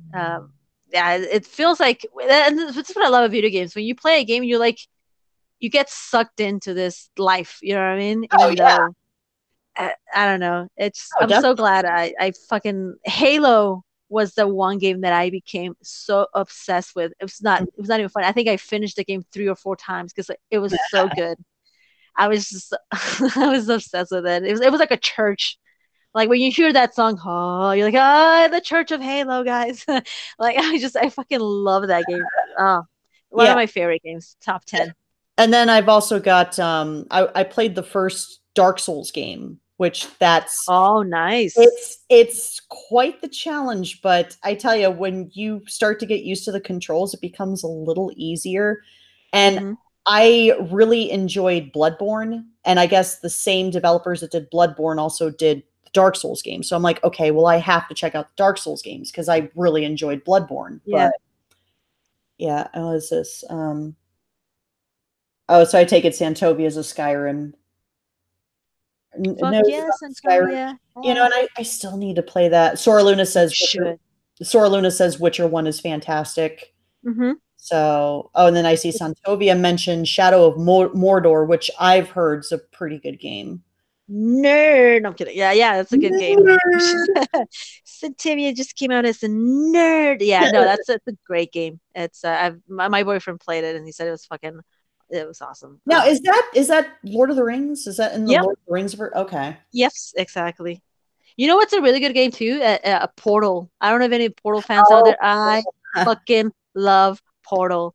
I played 1 and 2. I wonder if there's gonna be a third. It's like a meme now with Half-Life 3. Like every time there's an E3, people go, "Oh yeah, Half-Life 3 confirmed." It's like, no, Half-Life 3 is never gonna happen. I mean, I have a little bit of hope that one day out of nowhere it's gonna be announced that Half-Life 3, but I think It'd be nice. sadly it's gonna be over. Yeah, of Valve makes Yeah, great games. I don't see. I think Valve is too focused on Steam to really Yeah, get back into yeah, the game development, which really sucks. Because yeah, sure, I would love to see a Half-Life 3 or a Left 4 Dead 3 or yeah, and then I remember because we had I think we still have it. We used to have the Half-Life 2, the Orange Box edition, yeah. I have that. which included Portal and Yeah, Team Fortress 2, which was like was my husband's game for a long time. yeah. No, it's the thing is that Gabe Newell has a thing for the number 3. Like my boyfriend explained to me, like he sees it as bad luck. This is why we will never see Portal 3 or Half-Life 3. Mm-hmm. So, because the guy has this intuition about number 3s, that's just bad luck. If you make a number, that game's doomed to fail. I'm like, okay, fine, don't call it 3, call it Half-Life the continuation. Like I don't know, just give us Half-Life fans something more, because the way Half-Life Yeah. ended, it left it as a cliffhanger, and Uh-huh. it was like, what happened? The G-Man takes Alex, and I'm like, what? Are you serious? And we've been waiting for what, 12, 13, 14 fucking years. I don't know if it's gonna happen. Oh, God. Yes, GLaDOS. Fuck yeah. GLaDOS is awesome. Sora, I love that sassy bitch. Same here. She would just shit talk to you through the whole game. Like Now, this is Portal, right?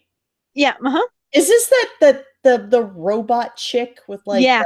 oh yeah, because I remember there used to be like this old video I've seen of the anime Chobits where they would take the main character from that and dub her GLaDOS's voice over her, and it was so fucking creepy. Yeah. GLaDOS is a great shit talker, but that motivated you to like, I'm gonna beat you, lady. God damn it. She was awesome. Yeah, Portal. I don't know. I don't think we're ever gonna see Portal 3. It's a Yeah, bummer. yeah. Maybe not in my lifetime. I don't know. Yeah. Well, it's getting close to 11 o'clock, so I think I'm going to Oh, wrap wow. this up. So yeah, we've been streaming for almost 3 hours.